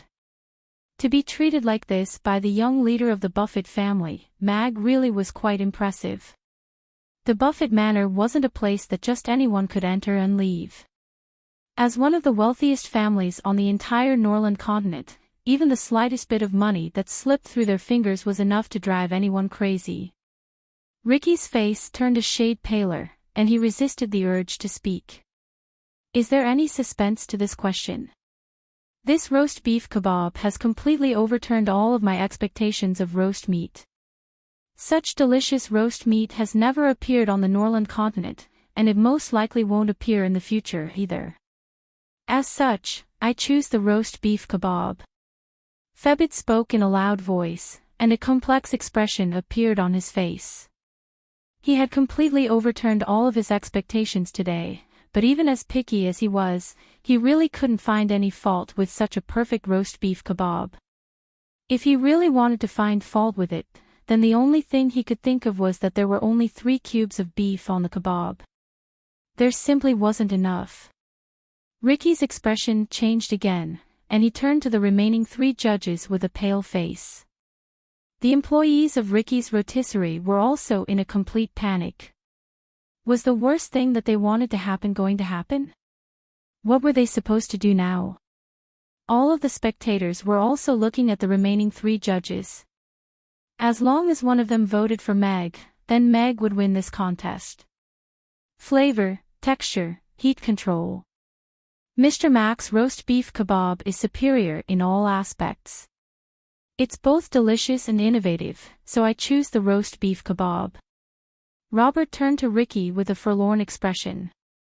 If it weren't for the fact that Ricky's rotisserie had rigged the votes on the Aiden Square food competition rankings, his roast lamb would have made it into the top 30 for sure. Boss Ricky's roast lamb has indeed improved significantly, but Boss Meg's roast beef is undoubtedly perfect, so I choose the roast beef kebab. The professor pointed at Meg with a forlorn expression. I choose the roast beef kebab. Charles heaved a forlorn sigh as he turned to Ricky, and a sense of empathy welled up in his heart. If Dukas Restaurant's roast pig was an insurmountable peak for all of the rotisserie restaurants in the Aiden Square, then Mamie's roast beef kebab would most likely surpass Dukas Restaurant's roast beef kebab, and all of the rotisserie restaurants in the Aiden Square had lost their motivation to catch up. Mamie's has won with a unanimous vote. Someone in the silent crowd exclaimed, and a massive commotion instantly ensued. Even though this result was within everyone's expectations, they were still very excited to see Meg's roast beef kebab in front of them. They had thought that Ricky would be able to crush Meg in a landslide victory, but Meg had turned the tables on Ricky with a perfect roast beef kebab and received a unanimous vote. Thank you. Meg nodded with a smile. The result was within his expectations, but he was still quite happy to receive a unanimous vote and an extremely high evaluation. Th. Impossible. Ricky's rotund body swayed unsteadily, and he looked as if he were about to fall to the ground at any moment. His face had turned as pale as a sheet of paper. None of the 5 judges supported him, and if he lost like this, then his rotisserie would no longer belong to him. Now that the 5 judges have made their decisions, I win. Meg looked at Ricky with a calm expression, and there was no hint of elation on his face. No. I refuse to believe that this is the result. These people must have been hired by you. Ricky shook his head before rushing over to the judge's table. He grabbed the untouched roast beef kebab from Febid's plate before taking a bite out of it. This flavor. How is this possible? Ricky's eyes immediately widened as the delicious sauce and beef wreaked havoc in his mouth. The roast beef had been cooked with just the right amount of heat, and the roast beef had been cooked with just the right amount of heat. All of the energy in Ricky's body seemed to have been sucked out of him in that instant, and his legs gave out from under him as he sat down onto the ground with a forlorn expression on his face, as if he had lost his soul. Febid had already risen to his feet, and he quickly picked up the roast beef kebab that had slipped out of his hand. He looked at the missing piece of beef with a pained expression as he yelled, "Ricky, you've already lost. Why did you have to steal my kebab?" You're tuning into the LoveLore Library YouTube channel. We're so grateful for your support, and don't forget to subscribe to join us on this incredible journey through captivating stories. Your generosity through donations truly makes a world of difference, as it's the primary source of revenue that allows me to expand and enhance this channel for you. Thank you from the bottom of my heart for being a part of this adventure.